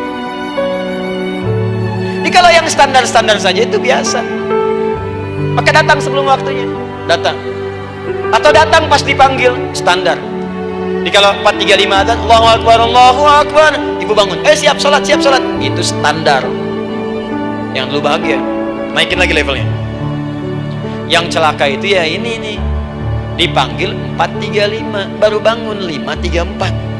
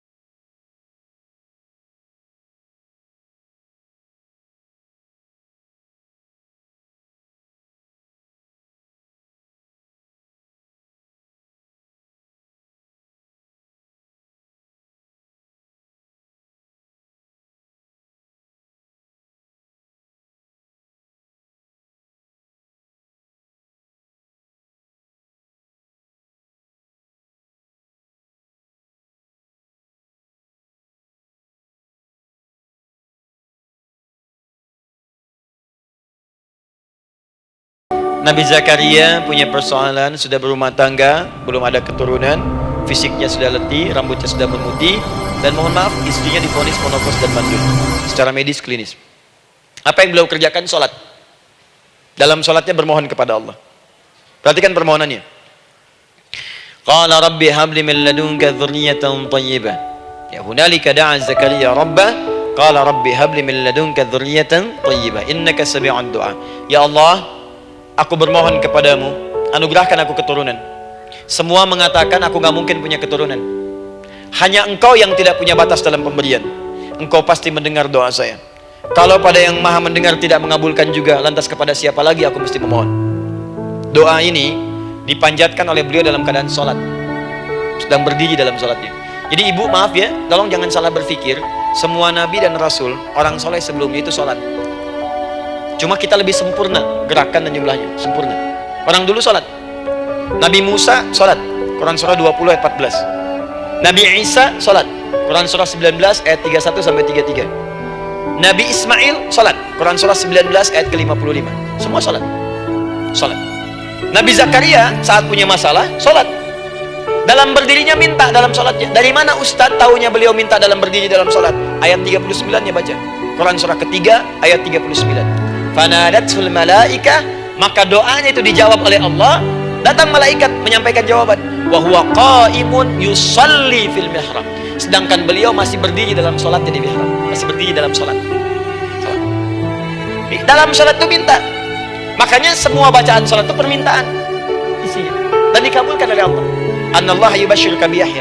Allah kasih kabar gembira, engkau akan punya anak, langsung namanya dari Allah Yahya, artinya hidup, yang mustahil menurut manusia. Lahir dari rahim seorang perempuan yang divonis monopos dan mandul menurut medis, kata Allah tidak ada yang mustahil bagiku. Lahir dan hidup dia, Yahya. Kapan terjadinya? Sedang sholat. Kapan saat sholatnya? Berdiri. Nah, yang paling menarik, Bu, umatnya Nabi Muhammad SAW ditunggu oleh Allah 5 kali dalam sehari, dan dimintakan sebelum sholat untuk menyiapkan permohonannya. Maka turunlah Quran surah kedua ayat ke-45. Ibu lihat ayatnya. Wasta'inu bis-sabri was-salat. Bahkan ditegaskan lagi di Quran surah kedua ayat 153, paling kanan sebelah bawah. Ya ayyuhalladzina amanu ista'inu bis-sabri was-salat. Yang pertama, nggak pakai panggilan iman. Wasta'inu, kata Allah, hei, kalau kamu punya masalah, jangan mengeluh, jangan berkeluh kesah, jangan terlampau banyak gelisah, cepat siapkan dirimu untuk menunaikan sholat. Siapkan permohonanmu, minta kepada aku lewat sholat. Kalau belum yakin, disebutkan imannya. Ya ayyuhalladzina amanu, hei orang-orang yang masih merasa punya iman, katanya punya iman. Jadi kalau ibu nggak mau minta lewat sholat, dipertanyakan imannya. Kamu punya iman gak? Kata Allah. Yakin gak dengan saya? Kalau punya masalah jangan mengeluh. Datang pada saya minta. Lewat sholat, saya panggil sholat minta. Kalau masih merasa punya iman. Tuh, iman kita tuh dipertaruhkan di situ. Nah, sekarang saya berikan rumus bahasanya. Allah memanggil kita dengan bentuk jama, perintah jama. Wasta'inu, wasta'inu. Itu bentuk perintah. Wasta'inu, bentuk perintah.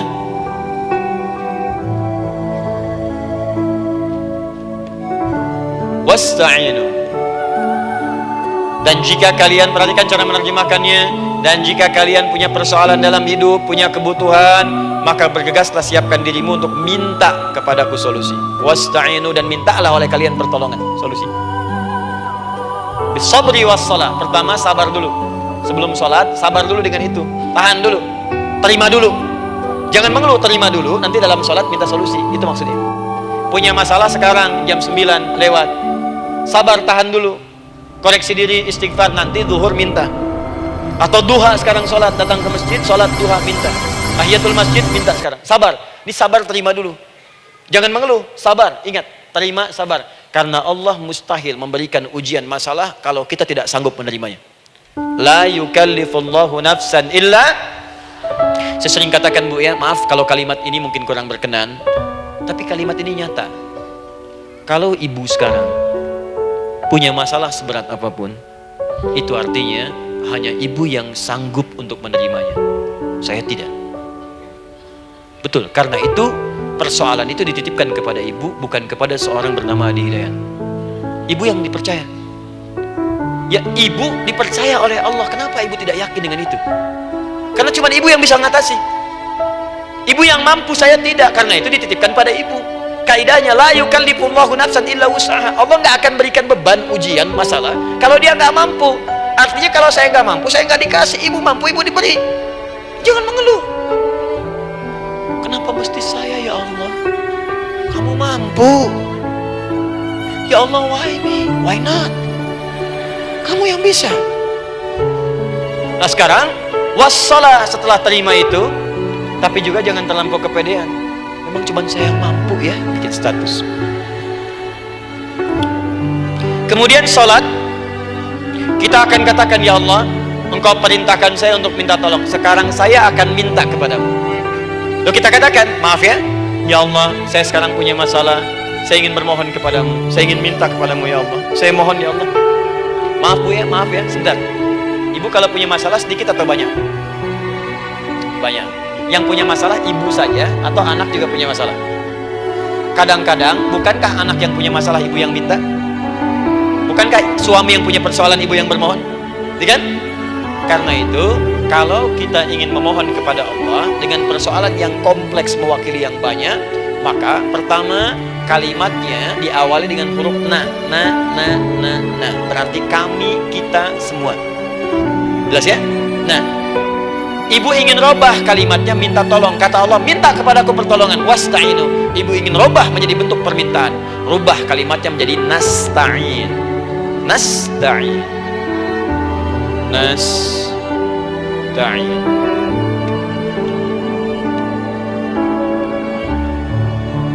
Wasta'inu. Nasta'in.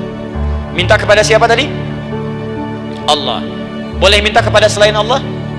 Tidak. Hanya kepada Allah saja? Hanya kepada Allah saja. Hanya kepadamu ya Allah, tidak kepada yang lain. Maka kalimatnya menjadi iyyaka.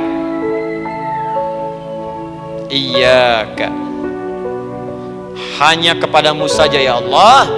Engkau berjanji kalau ada masalah minta aku berikan. Sekarang hanya kepadamu saja ya Allah aku bermohon. Maka kalimatnya namanya iyyaka nasta'in. Sekarang saya tanya kepada ibu, apakah dalam sholat ibu membaca kalimat iyyaka nasta'in? Tuh. Saya mau tanya, ibu bacanya saat ruku atau saat sujud? Berdiri. Gak ada orang ruku baca kalimat ini. Allahu Akbar, iyyaka na'budu wa iyyaka nasta'in. Berdiri. Iyyaka na'budu wa iyyaka. Nah, sekarang saya bacakan hadis qudsinya tersambung dari Nabi sallallahu alaihi wasallam. Qala Rasulullah sallallahu alaihi wasallam, qala Allah azza wa jalla. Allah langsung yang berfirman lewat hadis qudsi. Perhatikan bahasanya. Qasamtu shalah baini wa baina 'abdi. Saya bagi dalam salat itu dua bagian, antara hak aku dan hak hambaku. Wa li 'abdi ma sa'ala. Dan jika benar hambaku menunaikan kewajibannya dengan baik, menjaga hak-hak aku, maka pada saat itu apapun yang dia minta dalam salat aku akan berikan. Apapun. Kapan itu terjadi? Perhatikan kalimatnya. Idza qala al-'abdu, kalau hamba mulai membaca dalam salatnya, alhamdulillahi rabbil alamin. Alhamdulillahi rabbil alamin. Qala Allah azza wa jalla, seketika Allah menjawab, hamadani 'abdi, hambaku sedang memujiku. Ibu ingat baik-baik Bu ya. Ingat baik-baik. Setiap ibu baca Al-Fatihah dalam salat itu Allah memperhatikan dan menjawab bacaan ibu. Tadi masih ingat ketika saya katakan wa idza sa'alaka 'ibadi anni fa inni qarib, Allah itu dekat. Ya. Wa idza qala al-'abdu ar-rahmanir rahim, kalau hamba melanjutkan ar-rahmanir rahim, qala Allah azza wa jalla, Allah langsung menjawab athna 'alayya 'abdi, hambaku sedang menyanjungku. Wa idza qala al-'abdu maliki yaumiddin, ketika hamba berkata maliki yaumiddin, qala Allah azza wa jalla, Allah menjawab majjadani 'abdi, hambaku sedang mengagungkanku. Sekarang perhatikan kalimat ini. Wa idza qala al-'abdu, jika seorang hamba berkata iyyaka na'budu wa iyyaka nasta'in, ya Allah, sekarang hamba sholat ibadah atas perintah, dan hamba minta ya Allah, hamba punya masalah, hamba punya persoalan, dan kau janjikan minta dalam sholat. Qala Allah azza wa jalla, Allah jawab, hadza baini wa baina 'abdi, inilah perjanjian aku dengan hamba. Wali 'abdi, kalau hambaku benar sholatnya sampai bacaan ini, masalah apapun yang dia minta sekarang aku akan kabulkan. Dalam begini. Cuman sayang, kadang-kadang dalam keadaan ini banyak yang tidak minta. Maka caranya saya sampaikan yang pertama, kalau ibu sudah sampai ke bacaan ini, iyyaka na'budu wa iyyaka nasta'in, sertakanlah dalam hati ibu. Gak usah dilafadzkan. Sertakan ibu punya masalah apa. Atau secara umum minta solusi. Minta. Nabi itu kalau sholat, Nabi SAW kalau sholat, itu kalau baca ayat-ayat Quran, itu seringkali berhenti Bu. Sering berhenti. Kalau dalam ayat doa, beliau berhenti, mohonkan dengan baik. Kalau ayat-ayat surga, minta supaya umatnya ke surga. Ayat-ayat neraka, mohon supaya umatnya dibebaskan dari neraka. Minta. Kesaksiannya banyak. Hudzaifah al-Yamani pernah sholat di belakang Nabi, begitu. Abdullah bin Mas'ud radhiyallahu ta'ala anhu sholat di belakang Nabi, begitu. Ubay bin Ka'ab radhiyallahu ta'ala anhu sholat di belakang Nabi, begitu. Di kesaksian mereka sama semua. Makanya seringkali itu nggak sadar, enak sholat dengan Nabi itu. Nyaman. Kalau baca ayat surga seakan-akan pengen cepat ke surga. Kalau baca ayat doa berdoa, jadi nggak sadar. Rakaat pertama 100 ayat aja Al-Baqarah. Ya, kadang-kadang lewat ke Ali Imran. Pernah rekornya 5 juz 4 halaman, An-Nisa ayat 176 baru berhenti. Ya, walaupun besoknya nggak pada ikutan lagi. Ya, karena merasa ini kapan rukunya gitu, sekarang atau nanti, sekarang atau nanti. Tapi enak. Nah, saya ajarkan satu hal, kalau kita sampai pada bacaan Al-Fatihah tadi, jeda sejenak Bu, rasakan itu, minta. Setelah itu Allah ajarkan satu lafaz, kalau lafaz ini benar dibacakan oleh ibu, benar dibacakan, maka seketika doa akan dijawab, langsung dikabulkan. Apa bacaan itu? Nah, nanti dalam pelajaran selanjutnya kita akan bahas ya, insya Allah. Masih ada waktu? Oh ya, kalau masih kita bahas ya. Masih ada sesi mau jawab pertanyaan dulu, diskusi dulu, atau saya teruskan sebentar? Teruskan ya. Baik, kalau kita sampai jam 10, saya jeda sampai ke 9.45. Jadi 15 menitnya kita bisa diskusi ya. Baik. Apa lafaz yang kita bisa mohonkan? Teruskan ayatnya. Ihdinas siratal mustaqim. Ihdinas siratal mustaqim. Ihdinas siratal mustaqim. Ini Bu, nanti Ibu lihat dalam kajian tafsir yang kami sampaikan, juga dalam kajian fikih salat saya bahas dengan detail. Di sini singkat saja, singkat padat. Ihdina itu, ya Allah berikan kami hidayah, berikan kami jalan, berikan kami petunjuk, tunjukkan kami jalan yang lurus. Kalimat ihdina asalnya dari kata hidayah. Hidayah, jamaknya hudan. Ihdina, berikan kami hidayah, berikan kami hudan. Kalau tunjukkan kami jalan yang lurus, itu terjemahan Bu, terjemahan. Kalau Ibu ingin makna tafsir per huruf, per kalimat, bahkan per harokat, itu semua ada maknanya. Karena semua kalimat Quran itu mukjizat. Ihdina dari kata hidayah, hudan, berikan kami hidayah. Hidayah dalam bahasa Arab itu banyak maknanya. Bisa solusi dari semua persoalan. Bisa jalan menuju kemudahan. Bisa kesuksesan. Bisa petunjuk, banyak. Kalau dikumpulkan namanya hudan. Hudan. Makanya Al-Quran disebut hudan, karena di Quran ada semua. Solusi ada, petunjuk ada, kemudahan ada. Dzalikal kitabu la raiba fihi hudal. Al-Quran hudan. Syahrul Ramadan alladzi unzila fihi al-Quran hudan linnas. Isi Quran semua hudan. Di situ ada solusi. Di situ ada petunjuk. Di situ ada kemudahan. Kalau kita ingin minta semua itu, kalimatnya dikatakan fi'il amr lit talab, permohonan dalam bentuk kalimat permintaan. Ihdina, berikan kepada kami hudan. Kalau sudah mengatakan ihdina artinya minta solusi, minta kemudahan, minta petunjuk. Jadi ketika Ibu mengucapkan kalimat ihdinas siratal mustaqim, itu artinya ya Allah berikan kepada kami solusi dari masalah yang sedang saya hadapi. Berikan petunjuk dari persoalan yang sedang saya jalani. Berikan kemudahan ya Allah dari kesulitan yang tengah saya hadapi. As-siratal mustaqim, yang lurus, yang gampang. Karena jalan yang gampang itu lurus, gak berkelok Bu. Langsung ke tujuan. Saya mau ke sini jalannya belok-belok, gak langsung, kan gak enak. Ibu mau ke satu undangan, jalannya belok sini, belok sini, belok sini, belok sini. Kelokan 9, kelokan 7, kelokan 8. Ya. Kan rasanya berliku. Ibu ingin mendapatkan solusi, tapi dilempar-lempar. Sini dulu, berkelok. Sini dulu, sini dulu, sini dulu. Kenapa gak Ibu lurus dapatkan langsung? Dalam bahasa Arab, apalagi kalimat yang fasih, mendapatkan sesuatu dengan gampang, dengan mudah. As-siratal mustaqim, lurus ke tujuan, cepat, mudah. Apalagi ke surga nanti, tunjukkan kami jalan yang lurus, yang benar, hak dari Allah dan mudah didapatkan. Itu maksudnya. Ini bukan sekedar tunjukkan jalan yang lurus, solusi yang mudah, yang gampang, yang cepat. Paham di sini ya? Seperti orang-orang dulu mendapatkannya. Siratal ladzina an'amta 'alaihim. Seperti orang dulu mendapatkan semua kenikmatan ketika mereka bermohon kepadamu ya Allah. Siapa mereka? Ada 4 golongan disebutkan di Quran surah keempat ayat 69.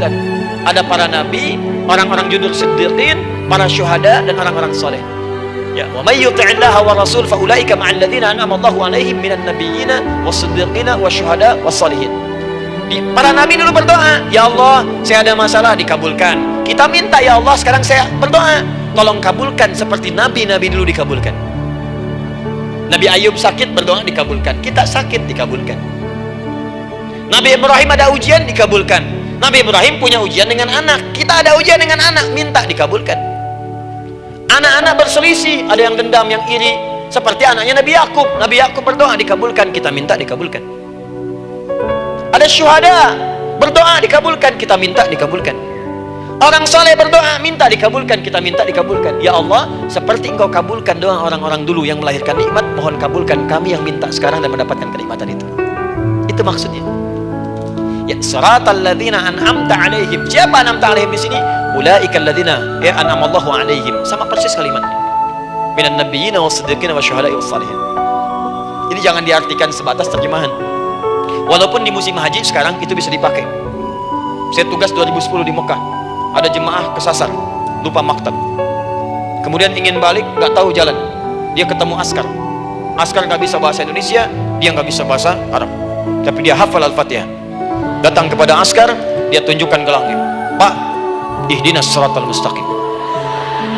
Tunjukkan saya jalan yang lurus. Ikut gelang. Askar nggak bisa bahasa Indonesia. Dikasih bahasa Arab nggak paham-paham. Tapi askar ini pun cerdas. Dia tunjuk, dia lihat gelangnya. Oh, maktab sana. Siratal ladzina an'amta 'alaihim ghairil maghdubi 'alaihim waladdallin. Lurus, jangan belok-belok. Kalau belok nanti engkau tersesat atau dicaci maki orang. Maghdub ya dicela orang. Dhalin tersesat, kan? Jangan dicela, jangan sesat, lurus. Tapi kalau dalam berdoa dalam sholat minta di hati hadirkan. Jelas ya? Nah, itu posisi pertama. Jadi pertama minta lewat sholat. Yang kedua cepat rajin istighfar, Bu. Saya cepat ya, rajin istighfar. Saya ada 7 menit lagi. Ibu rajin istighfar. Astaghfirullah, astaghfirullah, astaghfirullah, astaghfirullah. Itu yang paling singkat.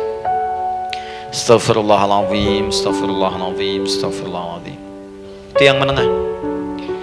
Astaghfirullahaladzim alladzi la ilaha illa huwal hayyul qayyum wa natubu ilaihi. Astaghfirullahaladzim alladzi la ilaha illa huwal hayyul qayyum wa natubu ilaihi. Astaghfirullahaladzim alladzi la ilaha illa huwal hayyul qayyum wa natubu ilaihi. Itu yang cukup panjang. Ibu rajin istighfar. Orang yang rajin istighfar itu diantara yang disebutkan dalam riwayat-riwayat adalah orang-orang yang cepat dijawab doanya hanya dengan istighfarnya. Jadi dia tuh punya keinginan, dia nggak katakan. Jadi keinginan di benaknya dia, terus dia istighfar. Astagfirullah, astagfirullah, astagfirullah. Itu kalau benar rajin istighfar, seketika dikabulkan. Cepat. Ada seorang yang hidup, ini tukang roti, di zaman Imam Ahmad bin Hanbal. Saya pernah kisahkan ini di beberapa keadaan. Orang ini itu ahli istighfar. Jadi maaf ya Bu ya, bukan istighfarnya pas ada keperluan aja, bukan. Ada ta'lim Ustaz Adi, sak pertama astagfirullah, astagfirullah, astagfirullah, bukan. Besok ada arisan, astagfirullah, astagfirullah, bukan. Bukan ada keperluan istighfar, bukan. Orang ini membiasa istighfar. Jadi setiap mengerjakan apapun dia istighfar. Mau minum, bismillah, astagfirullah, astagfirullah. Dia setiap buka adonan, astagfirullah, astagfirullah. Nah, satu ketika Imam Ahmad itu nggak tahu kenapa pengen datang ke daerah itu. Ya kalau misalnya ibu tinggal di Cicahem, misalnya kan Imam Ahmad tiba-tiba pengen ke Cicahem aja. Terus karena lelah, mampir ke masjid. Istirahat di dalam masjid. Tiba-tiba kata penjaga masjidnya, DKM-nya, marbotnya, ya Syekh, idhab, pergi, gak boleh tiduran di sini. Kata Imam Ahmad, saya kan cuma numpang istirahat, gak boleh keluar. Dan dia gak tahu kalau itu imam besar. Dan Imam Ahmad itu sudah populer, Bu, sangat famous, familiar. Cuman orang kan gak pernah lihat wajahnya. Dulu kan gak ada Facebook, gak ada Instagram, gak ada handphone, gak ada apa-apa. Jadi kalau orang terima Ahmad, dia Ahmad aja kemana-mana. Oh, ada Imam Ahmad, dia Imam Ahmad, Imam besar, Imam Syafi'i, Imam besar. Tapi gak pernah lihat. Sekarang kan udah kelihatan. Ya, udah kelihatan, sekarang banyak. Makanya orang dulu itu senang begitu tahu, dikasih tahu Nabi aja ke Madinah, Bu. Gak ada yang tahu kalau itu Nabi Muhammad kalau belum pernah lihat. Karena beliau di bawah, Abu Bakar di atas. Abu Bakar kan naik kan, untanya Nabi. Nabi Muhammad pasti bawa gantian tuh di jalan. Orang mengira yang di atas unta Nabi Muhammad. Padahal Nabi Muhammad yang jalan kaki, gak kelihatan.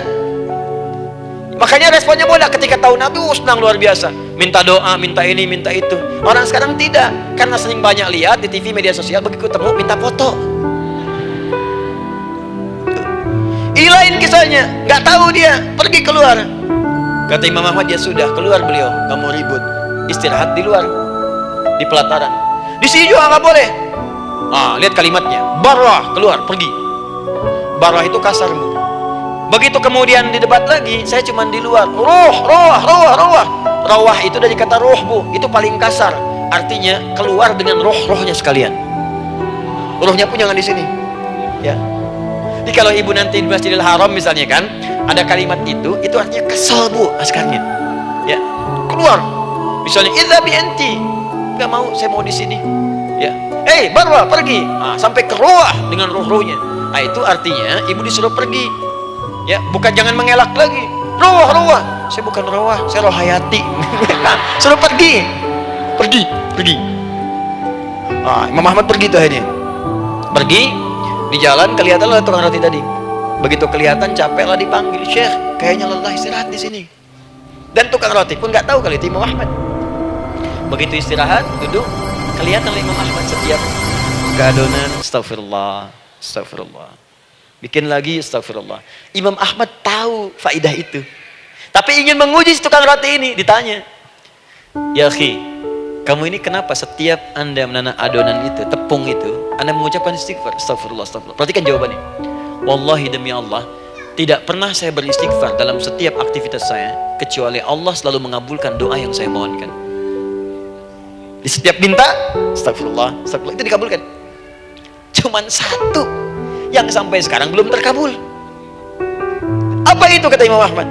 Saya ini selalu bermohon kepada Allah, ya Allah, mohon sebelum saya wafat atau setelah ia wafat, pertemukan saya ya Allah dengan Imam Ahmad bin Hanbal sebelum saya yang wafat atau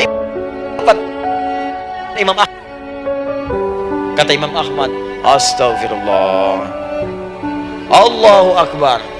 Itu mungkin yang memperjalankan saya kemari. Tiba-tiba pengen ke sini, sampai diusir keluar dari rumah Allah, dari masjid, sampai di sini karena istighfar Anda. Sayalah Imam Ahmad bin Hanbal. Astagfirullah. Imam Ahmad ke situ datang. Tolong jangan lakukan pada saya. Salah di hidayat ya Allah. Astagfirullah. Saya jawab lagi dari sana, la haula wala quwata illa billah. Ini istighfar. Nah, kapan istighfar yang baik? Istighfar yang baik dilakukan setelah tahajud sebelum fajar. Saya ulang ya. Setelah tahajud sebelum fajar. Dalilnya Quran surah ke-51 ayat 18. Baca dari ayat 15 sampai 18 ya. Jadi ibu kalau mau seperti itu, rajin tahajud dulu bu. Tahajud.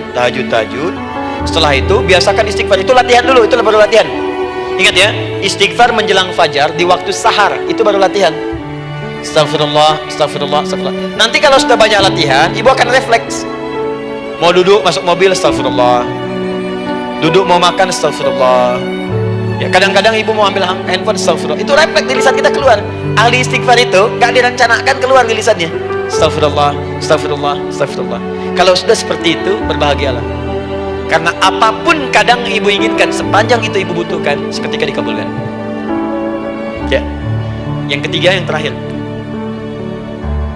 Sudah 9:45, boleh sedikit? Ya, yang terakhir ya. Terakhir. Jangan khawatir, setelah ini selesai. Jangan khawatir. Yang ketiga, ini amalan yang paling dahsyat. Jadi yang pertama minta, dikabulkan. Yang kedua, baru istighfar, dikabulkan. Yang ketiga, nggak ngapa-ngapain, dijawab. Artinya baru terbersit, ada keinginan, jawab seketika. Amalan yang ketiga ini adalah amalan yang dikerjakan karena cinta kepada Allah Subhanahu wa ta'ala. Mahabbatillah, kecintaan kepada Allah. Amalan yang dikerjakan karena cinta kepada Allah Subhanahu wa ta'ala. Amalannya mencintai Allah. Beda bu. Salat dengan cinta dibandingkan dengan salat karena memenuhi kebutuhan atau kewajiban saja, itu akan lain. Ibu kalau benar-benar mencintai Allah, maka dalam salat pun persiapannya akan beda. Saya beri contoh gini ya. Dari pakaian akan lain kata Al-Quran. Quran surah 7 ayat 31. Ya bani Adam khudhu zinatakum 'inda kulli masjid. Hai anak cucu Adam, kalau ada panggilan dari masjid, kenakan pakaian terindahmu. Di orang-orang yang mencintai Allah saat akan sholat, dia akan perhatikan dari pakaiannya, jauhkan dari yang haram, terus cari yang paling baik yang dia kenakan. Gak akan sembarangan. Kalau ibu pakai mukena juga cari mukena yang paling indah, bukan karena pengen dilihat orang, karena ingin Allah menyaksikan sholat ibu dalam keadaan yang sempurna. wudu. Wudu tuh hati-hati gitu. Quran surah ke-5 ayat ke-6. Ya ayyuhalladzina amanu idza qumtum ila shalah faghsilu wujuhakum wa aydiyakum ilal marafiq wamsahu bi ru'usikum wa arjulakum ilal ka'bain. Jika ada orang beriman mencintai Allah, mau sholat dia mau wudu, wudunya nggak akan sembarangan, Bu. Cuman basuh. Ya, bagian kepala juga harusnya kepala, dia rambut, takut selesai. Sampai ke kaki cuma disodorkan di keran, beres. Itu sih anak kecil juga bisa. Orang ini lain. Dia akan pelan-pelan dilihat secara sempurna. Hati-hati, mesti kerjakan karena Allah, karena ingin baik. Kalau orang sholat hanya kebutuhan saja, maka yang penting dia takbir sampai salam selesai. Tapi ini tidak, dia akan pelajari bagaimana Nabi mengajarkan sholat yang benar. Bagaimana bacaan saya benar. Dia belajar ngaji supaya benar bacaan Fatihahnya. Dia belajar dengan baik supaya khusyuk di dalam sholatnya. Dia pahami satu-satu. Apa artinya Allahu Akbar, apa artinya Subhana Rabbiyal Azim, apa artinya Subhana Rabbiyal A'la, apa artinya Sami Allahu liman hamidah. Dipahami. Di begitu dia sholat baru takbir sudah paham isinya. Jika ada orang seperti ini, dia mengerjakan apa yang Allah perintahkan karena cinta dengan Allah. Dia berzakat karena ingin mencintai Allah. Dia berinfak karena cinta dengan Allah, bukan karena uangnya. Pokoknya kalau orang cinta itu, Bu, setiap pecinta dia akan memberikan apapun pada yang dicintai, walaupun tadi minta. Dan pecinta itu sifatnya, kalau yang dicintainya senang sesuatu, akan otomatis ikut senang. Ibu misalnya senang ya dengan pasangan sebelum menikah. Pasangan senang kucing, ibu akan terpaksa senang kucing. Ibu cinta dengan anak, semua akan diikuti apa yang diinginkan. Seperti itu, cinta itu butuh pembuktian. Karena itu sering saya katakan pada akhwat ya yang belum menikah, yang masih muda-muda belum menikah, cinta itu butuh pembuktian. Jadi jangan percaya kalau ada orang yang bicara di lisannya gak ada buktinya. Aku akan seperti Dilan, membawamu dalam motorku. Katakan padanya, aku tak butuh dengan rayuan kata-katamu. Itu hanya angin surga. Yang kubutuhkan, tuliskan namaku di buku nikah kita. Catat. Itu caranya. Main ke Taman Dilan, cuman boncengan. Seakan dunia milik berdua, yang lain gak ada. Gombal. Udah ya? Jelas? Jadi amalan yang ketiga ini kerjakan karena Allah. Saya mau contohkan satu. Ibu pernah dengar Imam Malik bin Anas?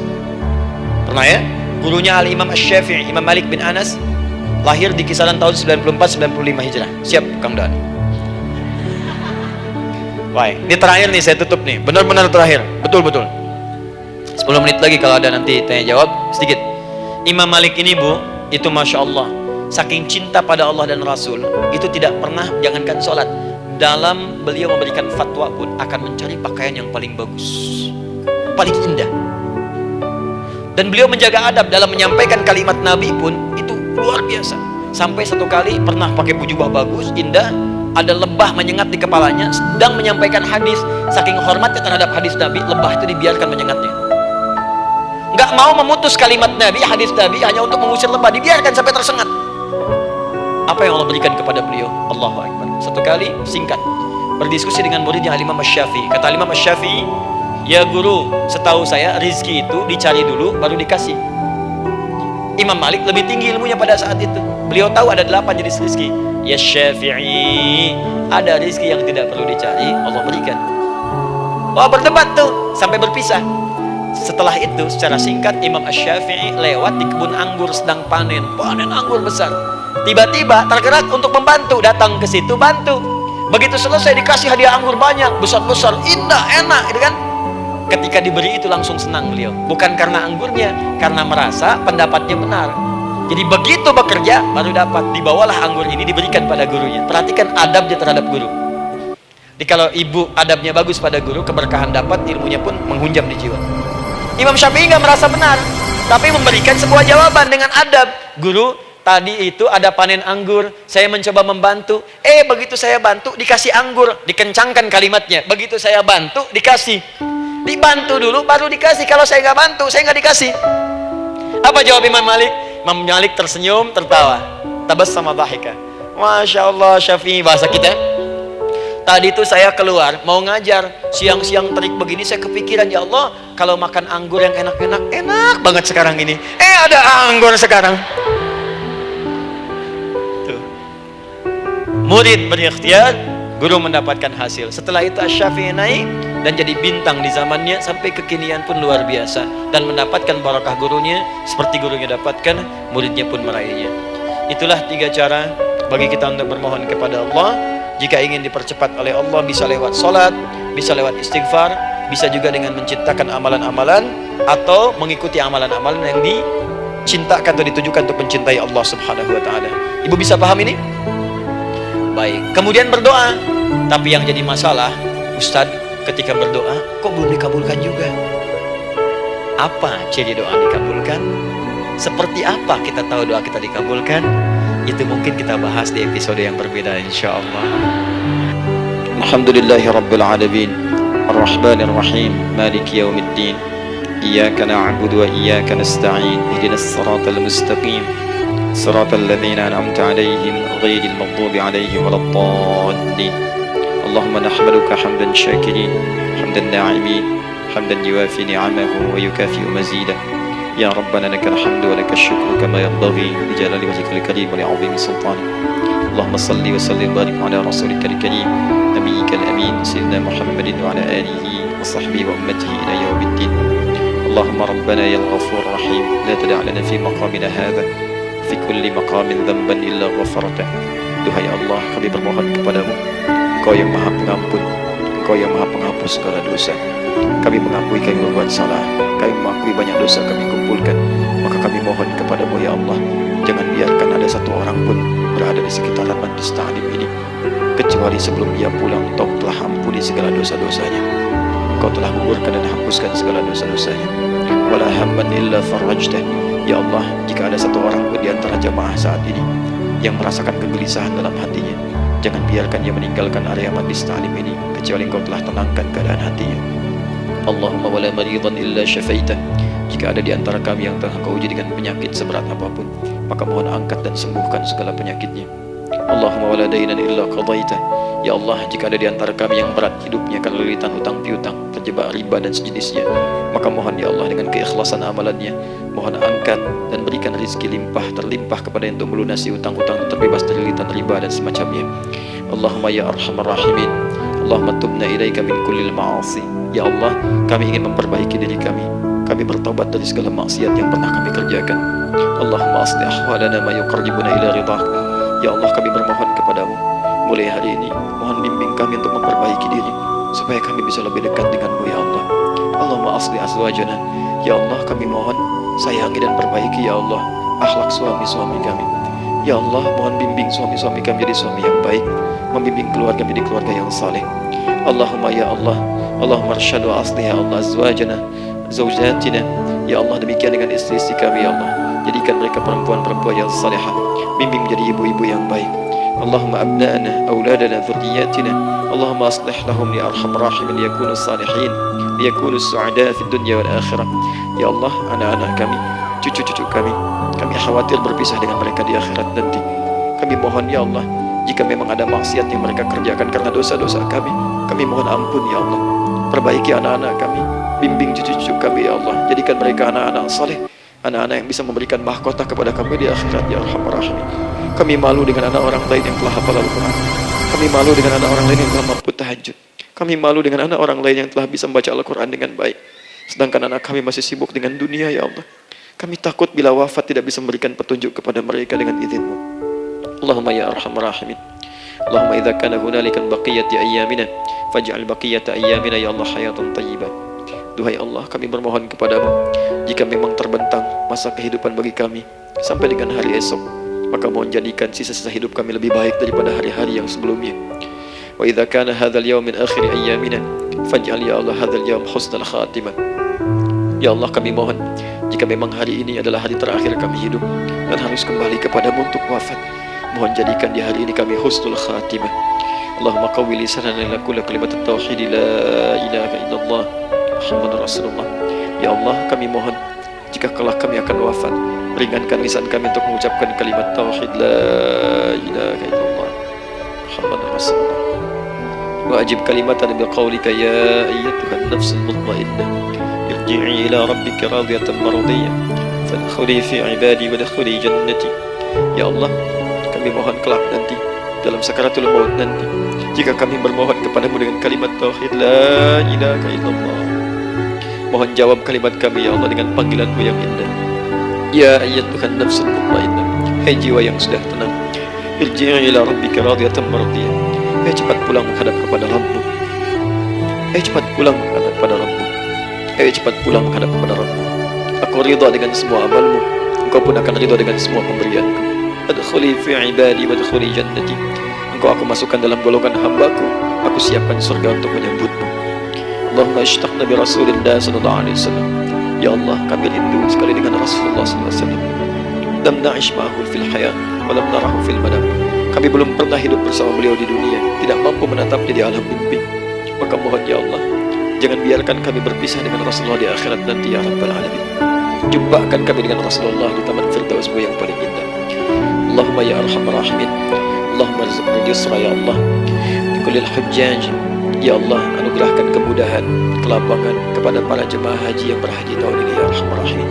Allahumma taqabbal minhum ya Allah hajjahum, sa'yahum sa'yan mashkura, wa dhanbahum dhanban maghfura, wa tijaratahum tijaratan lan tanwar. Ya Allah, jangan sia-siakan pengorbanan fisik mereka, biaya mereka, waktu mereka, tenaga mereka, emosi mereka. Terima haji mereka ya Allah, jadikan sa'i mereka berhasil, tawaf mereka benar, jadikan seluruh manasik yang kau ridhai ya arhamar rahimin. Allahumma ya Allah rizq rizqan hasanan tayyiban liyahujju kulla man lam yahujj ya arhamar rahimin. Ya Allah, bagi kawan-kawan kami, kerabat kami, saudara kami, tetangga kami yang belum berhaji, maka anugerahkan kemudahan bagi mereka untuk berhaji ya Allah. Anugerahkan kelapangan untuk berhaji ya Allah. Sekalipun memang tidak terbuka kesempatan itu, maka mohon anugerahkan sifat mabrur kepada kami sekalipun tidak mendapati ibadahnya. Allahumma ya arhamar rahimin, Allahumma arzuqna ya Allah nikmatan salihah. Ya Allah, anugerahkan kepada kami nikmat untuk menjadi orang saleh di dunia dan kembali kepadamu di akhirat dalam keadaan saleh. Alhiqna bis salihin ma'al ladzina an'amta 'alaihim minan nabiyyin was-siddiqin wasyuhada was-salihin wa hasuna ulaika rafiqa. Ya Allah, kumpulkan kelak kami di surga dengan para nabi, orang-orang saleh, para syuhada, orang-orang yang benar di hadapanmu. Itulah nikmat terbaik yang mampu kami dapatkan. Allahumma ya Rabb, Allahumma aslih ala qulubana, ati anfusana taqwaha wa zakkiha anta khairu man zakkaha, anta waliyuha wa maulaha. Ya Allah, jika memang kami telah Engkau anggap baik sampai dengan pagi hari ini, maka mohon jaga kami dalam keadaan baik sampai wafat ya Allah. Berikan kami kekuatan untuk istiqamah, jauhkan kami dari pengaruh nafsu ya arhamar rahimin.